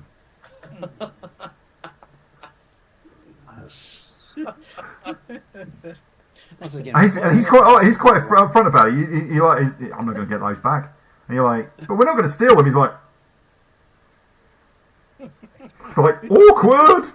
You can come get them off the ship in salvage. Yes, that's about the size of it. That's what he's concerned about. Yes. That's awesome. You can come with us, cast charm person. Great. No session, bloody way. great Not session. even with a really good result on charm person. No. Yeah. Yeah. Great session, John. I loved it. Loved it. Loved it. Lots of good role play. Great fun. So I think it's important. Yeah. As Pete, you said this about things falling into your lap. It's like, okay, multiple things will fall into your lap, and then you can make your own decisions as to what you want to do.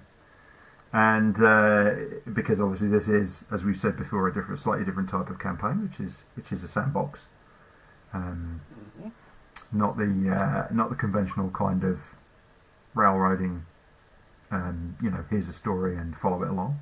So. Yeah.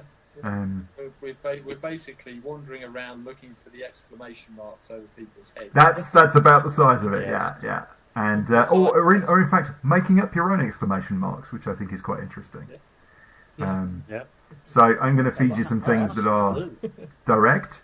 So there was one direct, there was one indirect, and then there was one kind of player initiated. And of course, the nice thing is they all sort of bits of them all slot together as well. So Right. you successfully take this crate and get your money, and then you will get, you will get the mayor will, be grateful that somebody dealt with it and it was you that dealt with it. So those things slot together quite nicely. And so there's a whole bunch of those things. Yeah. And Captain Carlos, with her yellow Charles. teeth and leather skin, Charles. Oh my word! Yeah, she's not an unhandsome woman. When I said she's kind of She's rough. oh god she's very rough. Yeah, she's certainly that. But she's not she's not a massively unattractive woman. Yeah. I mean, the yellow fingernails and teeth are not so great necessarily, but doesn't mean she's not attractive. That's funny. Yeah. Am I right in saying that is our 7th encounter and we get a level up? I think that that is an absolutely fair question, and I think yes. I think today we have to count the overall of today as being 7 out of 7. So if you'd like to level up, I think today definitely Brilliant. counts. Fantastic I've got approaches and so forth. I've got something for you to think about, John, Hmm. for next week. Yes.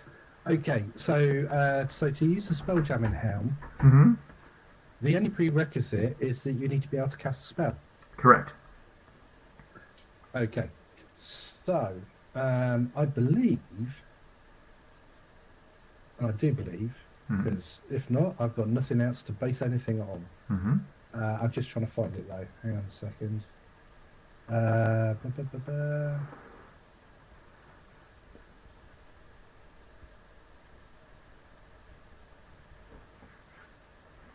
Okay, folks, I think we are going to stop the stream there, Very good. and we'll pick up the rest of the stream Thank next you, week. John. Stick around, please, players.